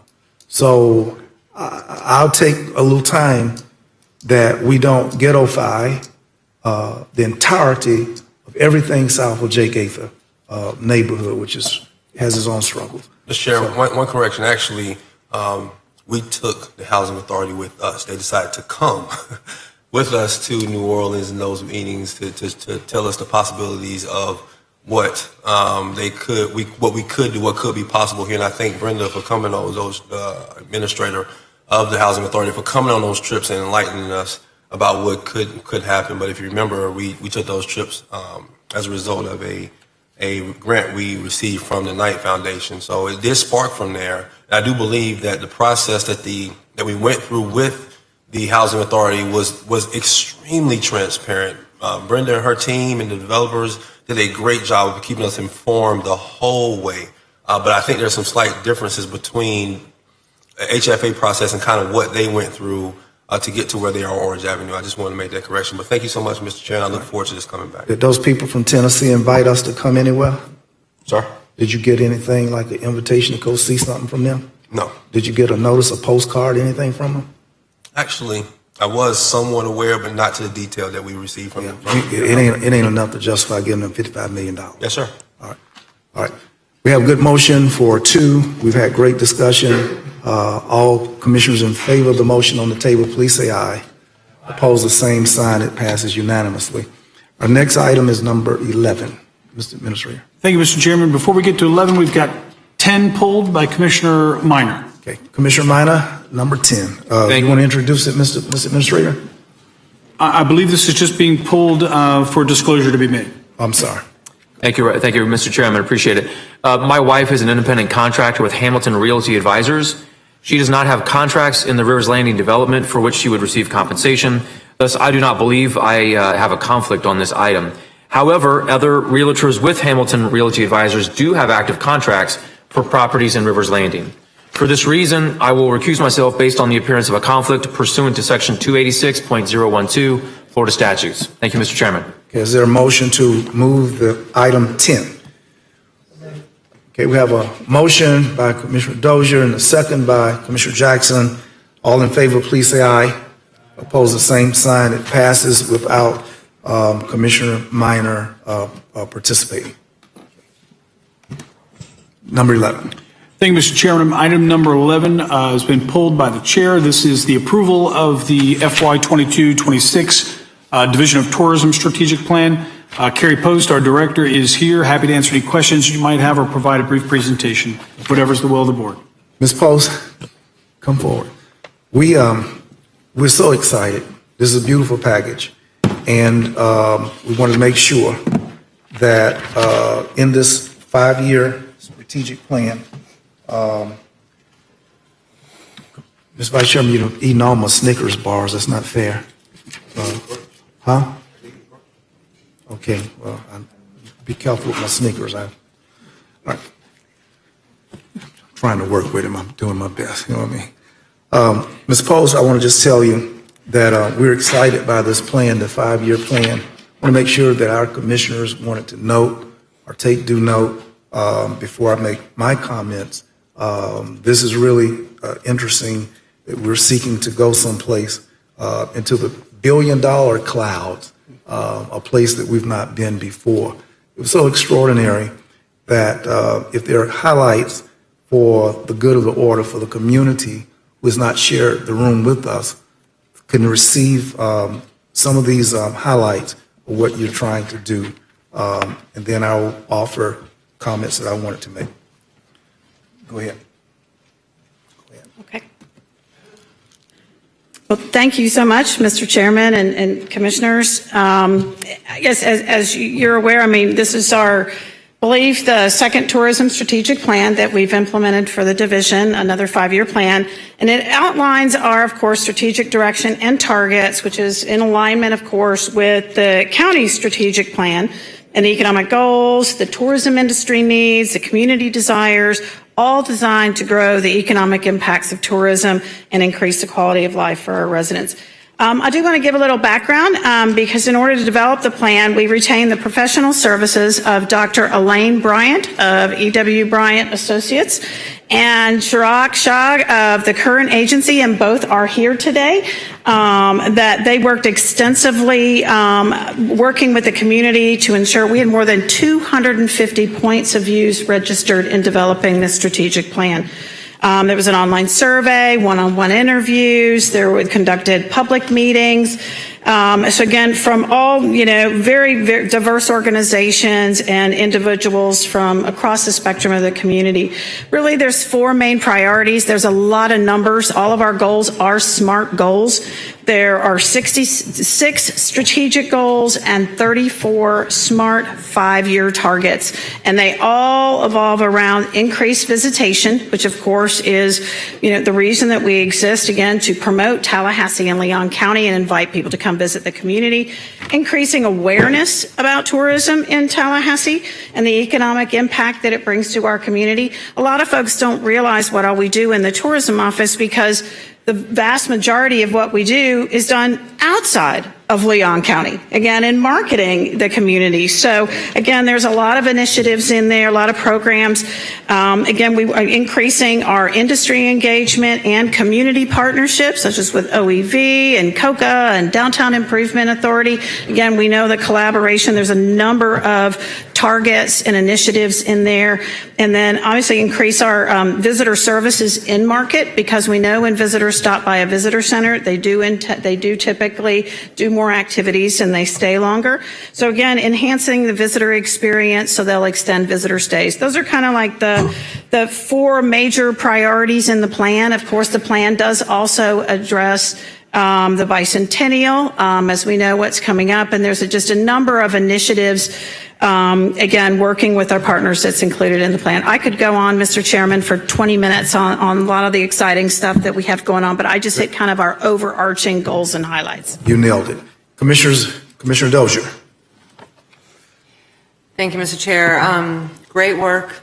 Thank you, Dr. Bryan. And I just, my brain's going, current agency, of course. We saw each other on Zoom. Y'all did a great job. And with 250 engagements, y'all been hard at work.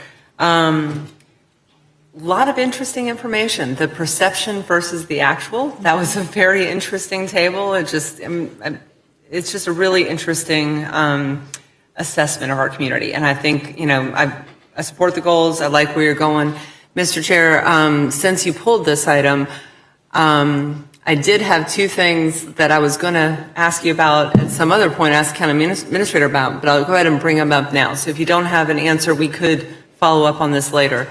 One, I noted an additional visitor center, and you noted Market Street or another location capturing folks leaving I-10. Is that right? Right. So kind of a nudge to our District 3 Commissioner here.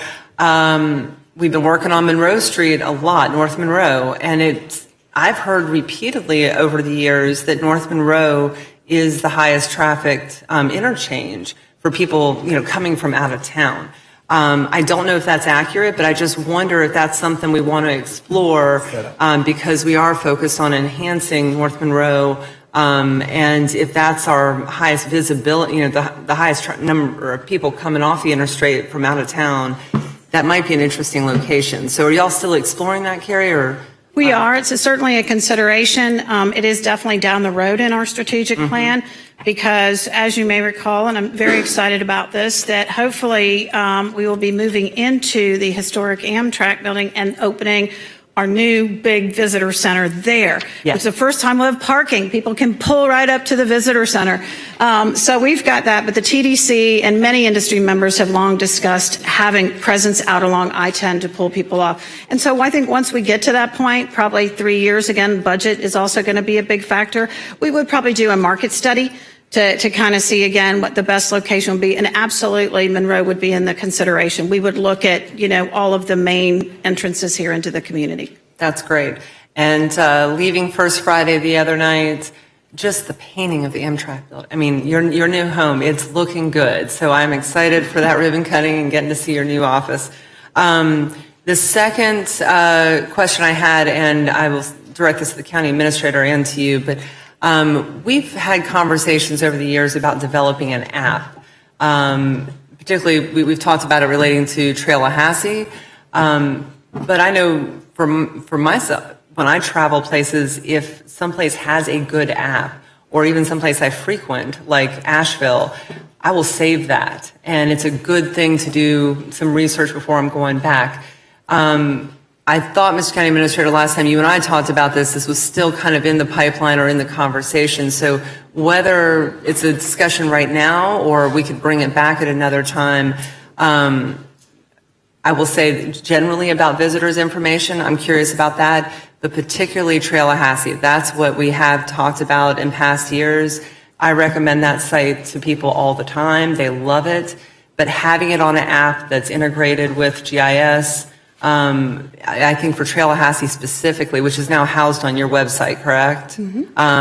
That's the one that I would really like to hear more about in the near future. Happy to look at it. I know, obviously, we've had a destination app for a couple years, the Visit Tallahassee Destination app. Forgive me, you have had that, yes. Yes. So that's why I'm pulling in Tallahassee and the other functionality, yeah. We've had that and that access. We dug deep into that a couple years ago, and we're glad to revisit it. What we found is a lot of these user groups, there are existing apps that highlight the trails here. So at the time, it was, why create another one when there's already so many existing apps that the users use to access our trails? But that's been a couple years. So we still have all the content on our website, but to create an app at that time, we were told by all the users in the communities that it didn't make sense to do it then, but we're happy to revisit it and see if that's something that we want to look into going forward to do. We've even explored partnerships with some of these other apps. But again, some of them already have, it's like a local version of a national one. So again, we're happy to explore that as well. And please forgive me, it's been a long day, and we'll get to general business any moment for everybody in the crowd. So I did not mean to skip over, of course, and I've got your app on my phone. So just when you said that, I thought it really was that Tallahassee link. That's what I was looking at recently, and the other information that you have on the website that may not be incorporated into the app. So I'll frame it that way. I do appreciate the app very much, but there's so many other things. So I'll get back to that in comment time. We can talk about the app, but thank you, Carrie. I appreciate it, and great work. Thank you. Thank you, Ms. Post. Commissioner Cummings? Yes. Thank you, Mr. Chair. I just want to commend Ms. Post and Dr. Bryant for such a great report. And I certainly do believe that your aspirational goals of $5 billion into the economy over the next 5 years, it's achievable. And I like your approach. It's just not, it's so multifaceted. You're looking at all aspects, and we clearly recognize that Tallahassee does have a lot to offer, but you all have gone everywhere from the arts to entertainment to sports activities. And so it's a great report, and I just want to commend you guys and thank you for your hard work. And we will be working with you the next 5 years to achieve that $5 billion goal. Thank you, Mr. Chair. Very good. Ms. Post, you're the one, and we thank you. I receive input from citizens asking for an old school festival of music, or old school music festival.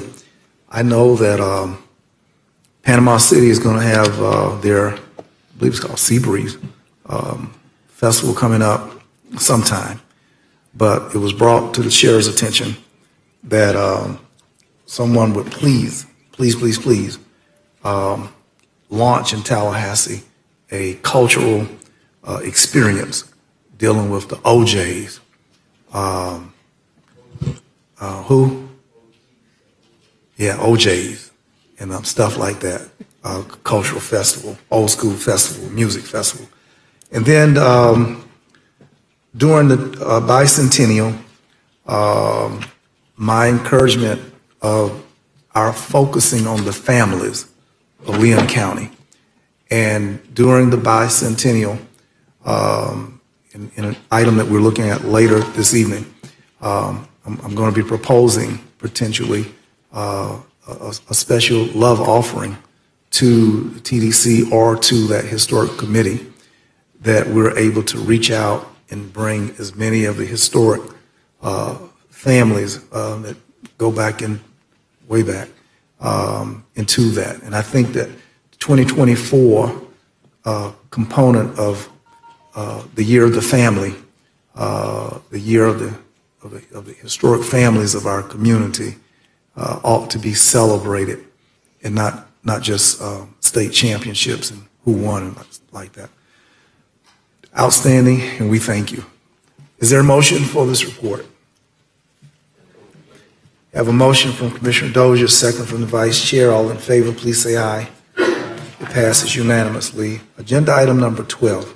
Thank you, Mr. Chairman. Agenda item number 12 is a bid award, seeking your consideration of the bid award for construction of the Crowder Road boat landing improvements. Happy to answer any questions that you might have on this item. We're recommending option 1. We have no speakers on this item. Okay, Commissioners, I pulled this because we had Crowder Road boat landing, and I indicated to the administrator our need for a schedule that we might note other boat landings and what are their timelines for improvements.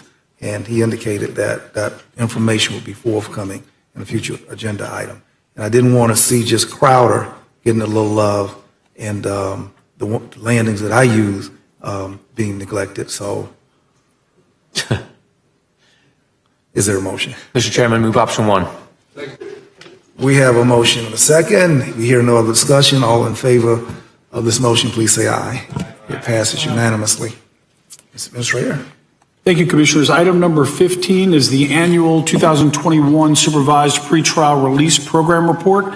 Again, this item comes to you each year, and Wanda Hunter is on deck, available to answer any questions you might have. This was pulled by the chairman. Commissioners, this item is weightier, more complex. I pulled it, but it would take from my battery source more energies and would be more in depth than I really would want to deal with. Sometimes this great work is too many questions, and what I'd like is a motion for option 1.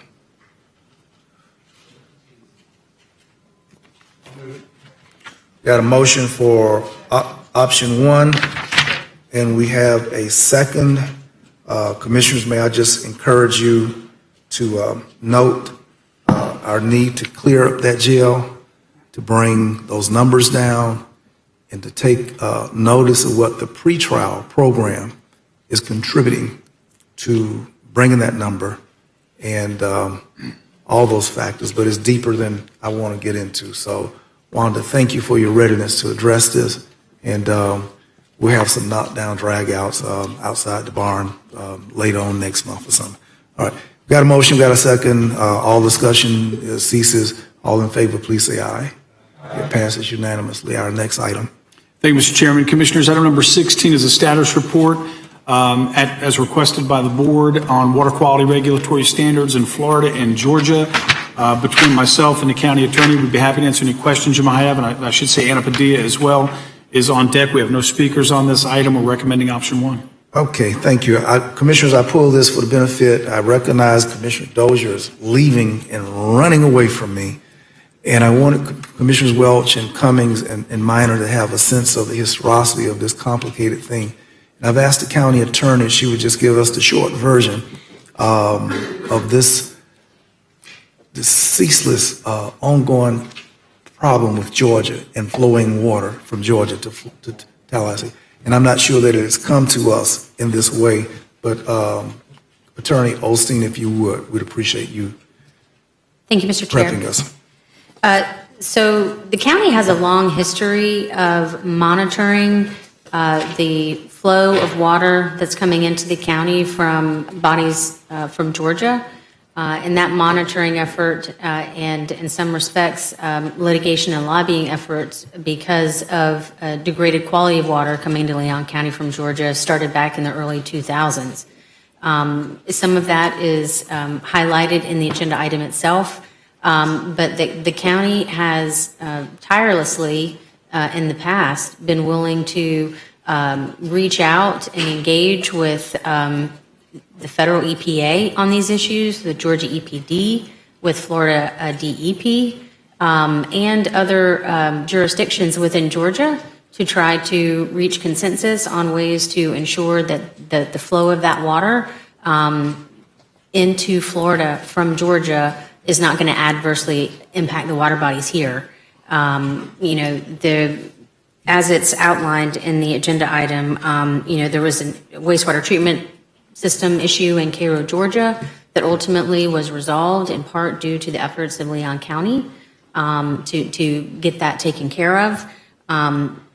The Georgia EPD also assisted in addressing issues with Moultrie and Thomasville sewage treatment facilities, which at that point were exceeding phosphorus limits in terms of the quality of water that was flowing into Leon County and impairing our water bodies. Another big one is Tire Creek, which is out of Grady County, and that's an ongoing issue as well. There's an MOA in place with Grady County. There's a permit in place that was issued by the Army Corps of Engineers. Most recently, they've provided preliminary support and approval for a development around that area. And so we have actually reached out to them to ask some questions based on concerns about what that might do to impact the water quality. And a meeting is going to get scheduled with staff on that in the next several months. And Grady County seems to be willing to engage and kind of provide the information that we need to get comfortable that the plans that are being proposed are not going to adversely impact the water quality. The last and final big one, of course, is the facility in Attapulgis, Georgia, which under a 2001 permit did not set any limits on some of their discharges into the waters that ultimately end up in Lake Talcott. Those efforts are ongoing. Leon County actually litigated in DEP's side a TMDL rule, a total maximum daily load rule, that would have limited the amount of some of those types of pollutants that were coming into the waters here. It was ultimately, that rule was invalidated by an administrative law judge over at the Division of Administrative Hearings. DEP went back, worked on another model, and they are initiating rulemaking on that new proposed rule in April, and the county will be actively involved in watching that proceeding and be prepared to join in any litigation if that occurs as well. Happy to answer any other questions you might have. Commissioners, I want our commissioners to always have your dukes up when there's water coming out of Georgia. Georgia does not take care of its business before they send their business down here to us. And it's been an ongoing problem. Dozier knows it, and Dozier's leaving. I'm so old, anything could happen to me any day, Nick. You know, I'm that old now. And I want you to keep your dukes up in the air. Never drop your guard when it comes to water. Now, the city will send out something all glossy and say that our water is so excellent and our water is this. Well, they crow about good water and all, but the county is always duking it out and having a fight, a frustrating fight with Georgia to stop sending down their business on us like that. And I need for y'all never to ever forget that when it comes to this water stuff with Georgia, we always got to keep our guards up. And they measure water, and what they evaluate for cleanliness is a lower standard. And we use two different standards at what we count and how they count. So I need to lift that up. Is that sensitive? And the future requires us to be ever vigilant with respect to protecting Lake Talcott and our water bodies. Thank you very much, Ms. Chas. Can I get a motion, please, for adoption? We have a motion and a second for adoption of this motion, for this item. All in favor, please say aye. It passes unanimously. Next item. Thank you, Mr. Chairman. Commissioners, as requested by the board, this item number 17, which was pulled by Commissioner Welch, provides an update on the Killearn chain of lakes, the entities responsible for these water bodies and activities being taken by the responsible entities. The analysis section provides an overview of the water bodies, their imperatives, and again, activities being taken by the city, Killearn Homeowners Association, and others. Staff is recommending option 1. I do have one speaker card on this item. And of course, we'll be happy to answer any questions after that. But the speaker on this item is Danielle Irwin. Name and address for the record, please, ma'am. You have 3 minutes.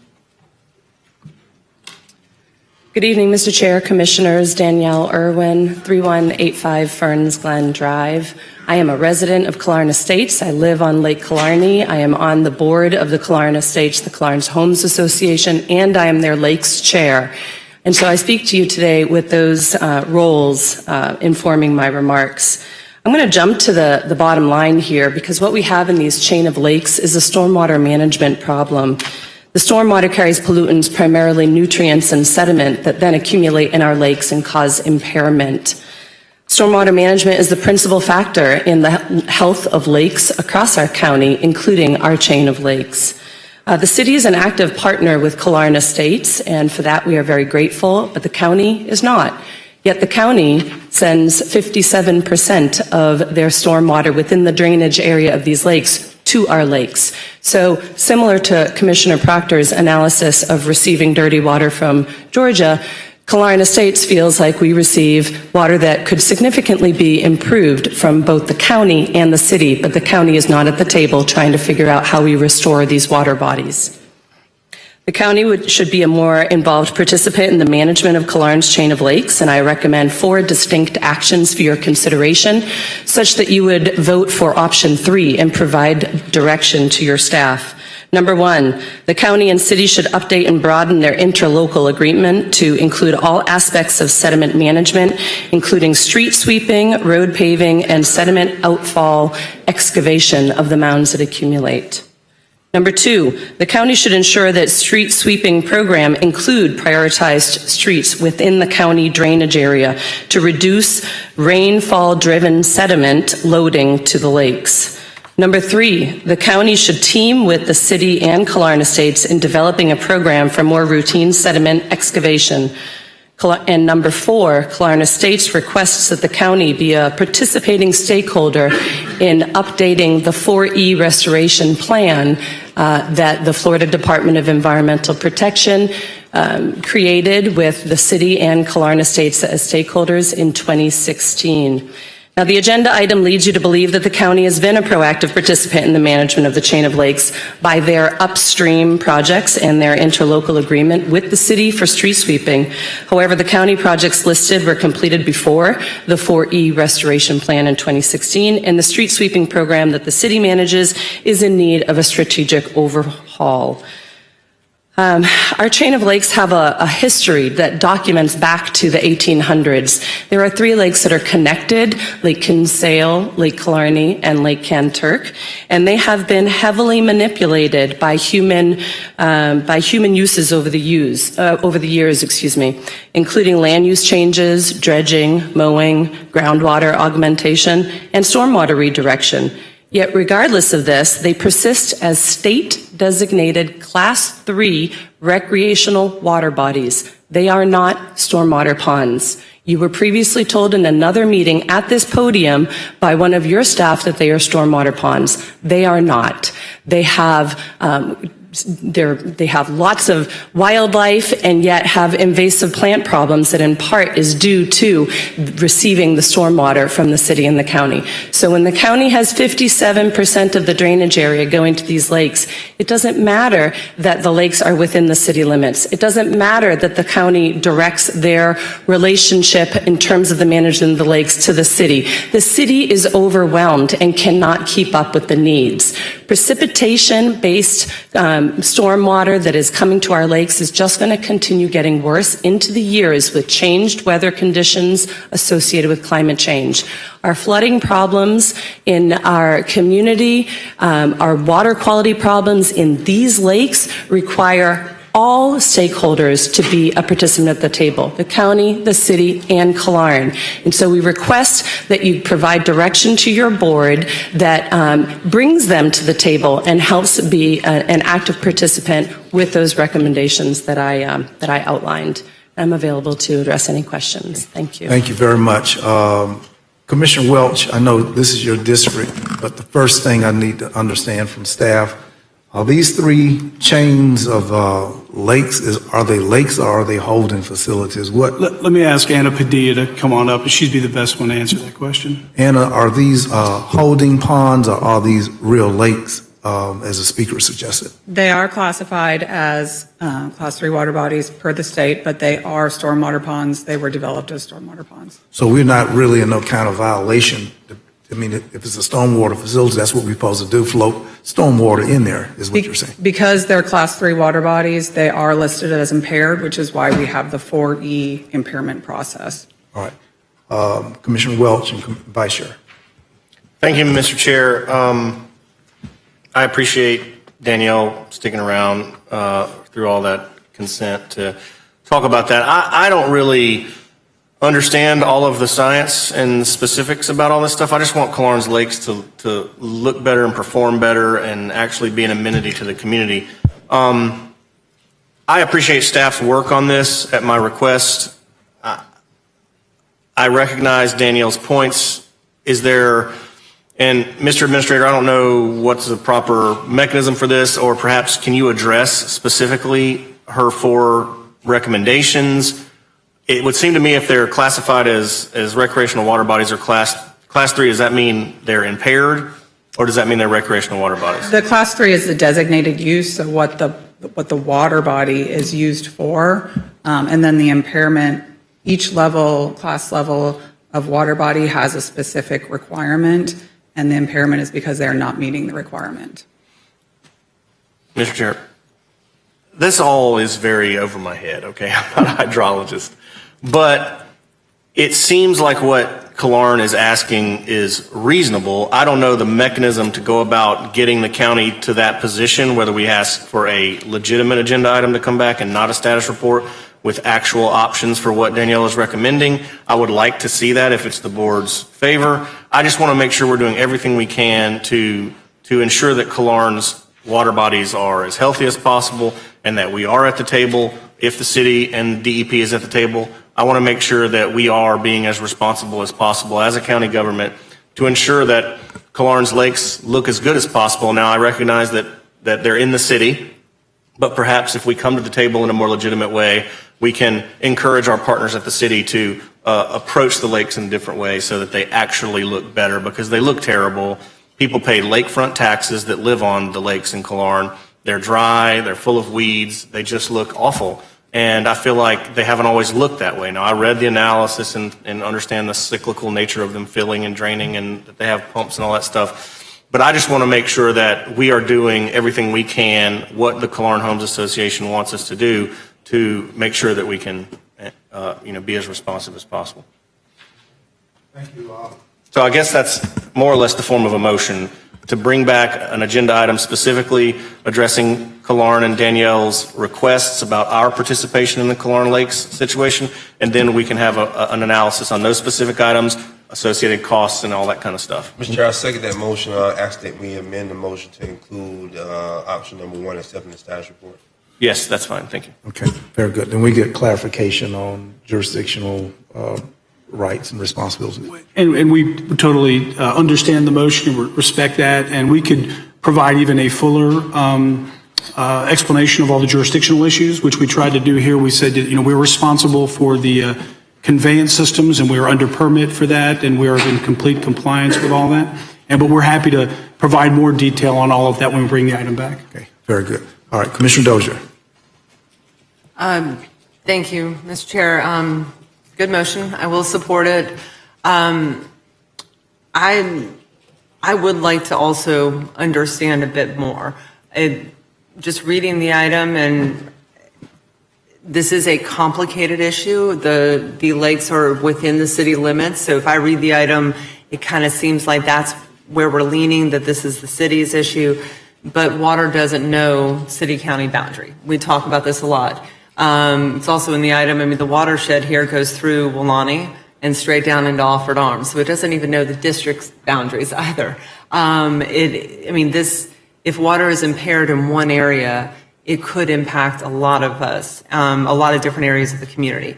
If there is a collaborative way that we could work together to find strategies to address that, it seems like it would be good for all of us. So I know these things get really complicated with the different permits, things like that. I'm not sure what a MS4S permit or the MS4, I'm not even saying that correctly, the county's part of this. See, this is what we can unpack a little bit more in the agenda item, I think what you're asking for, Commissioner Welch. So I definitely support that.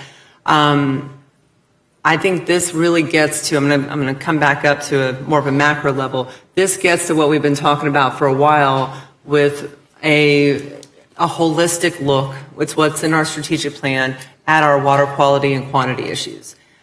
Some holding ponds look like the one that's next to the grocery store or next to your apartment complex, right? I mean, they're obviously holding ponds. Maybe you'll see a heron or something like that in there sometimes.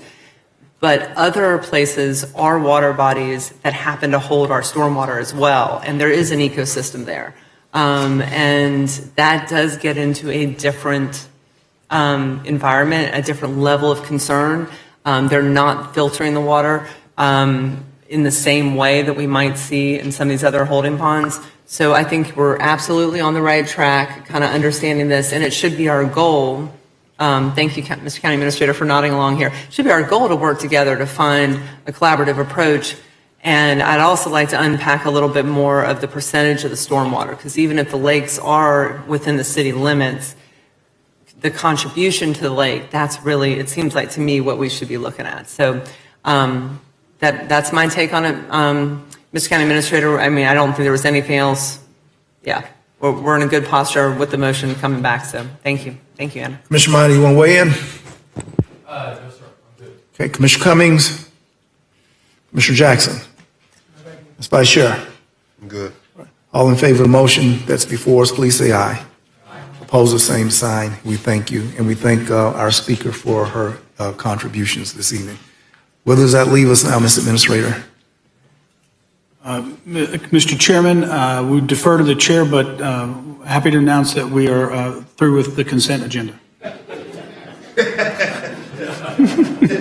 You mean we finished consent today? All right. Who are our speakers to be heard? We've got speakers on non-agenda items. I just have one speaker on non-agenda items. Mr. Chair, if you'd like to take that now, Kelly Oddie.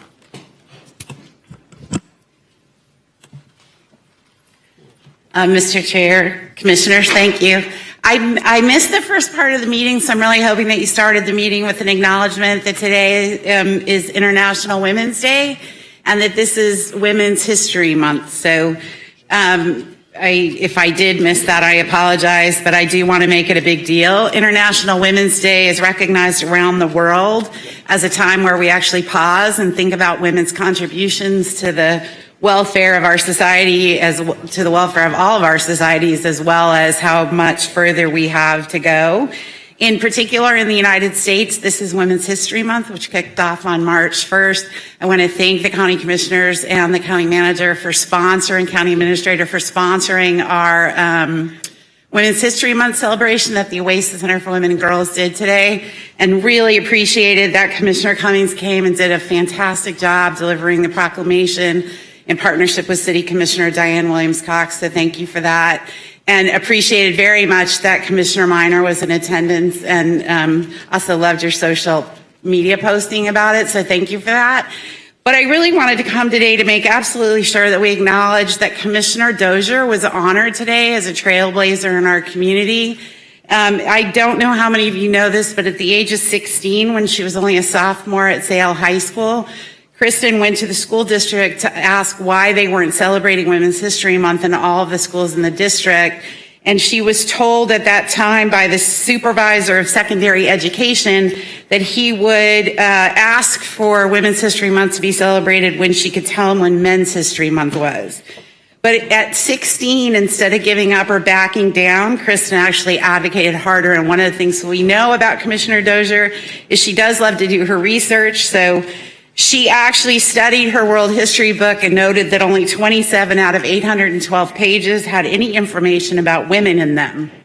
So she went back with the help of Representative Marjorie Turnbull, who was mentoring her, Mary Ann Lindley, who we know went on to be a county commissioner at that time, was the editor at the Tallahassee Democrat. and Roseanne Wood, who was the principal of Sale but has since been elected as our school board member. With support from the three of them, Commissioner Dozier got it into the Tallahassee Democrat, started making calls, advocated for the position of the district to change. And I think we just have to acknowledge that 30 years ago this month, Leon County made it mandatory that Women's History Month be acknowledged in all the schools in the district. So congratulations and thank you.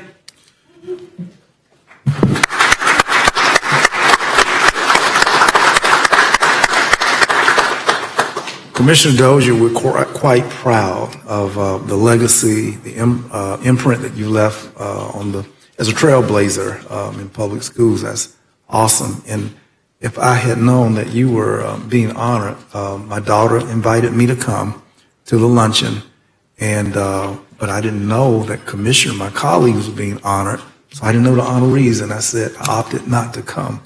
But my daughter was there. You may have seen her. And we congratulate you. Yes, Mr. Quickly, if I might, and this is going to be tongue-in-cheek a little bit, but isn't it just like Commissioner Dozier to go through the book and find out there were 27 of 800 pages? When you said that, I thought, who else? We knew at 16 who Commissioner Dozier was going to be as a county commissioner. That is absolutely awesome, man. Thank you, Mr. Chair. No other commissioner doing a thing like that.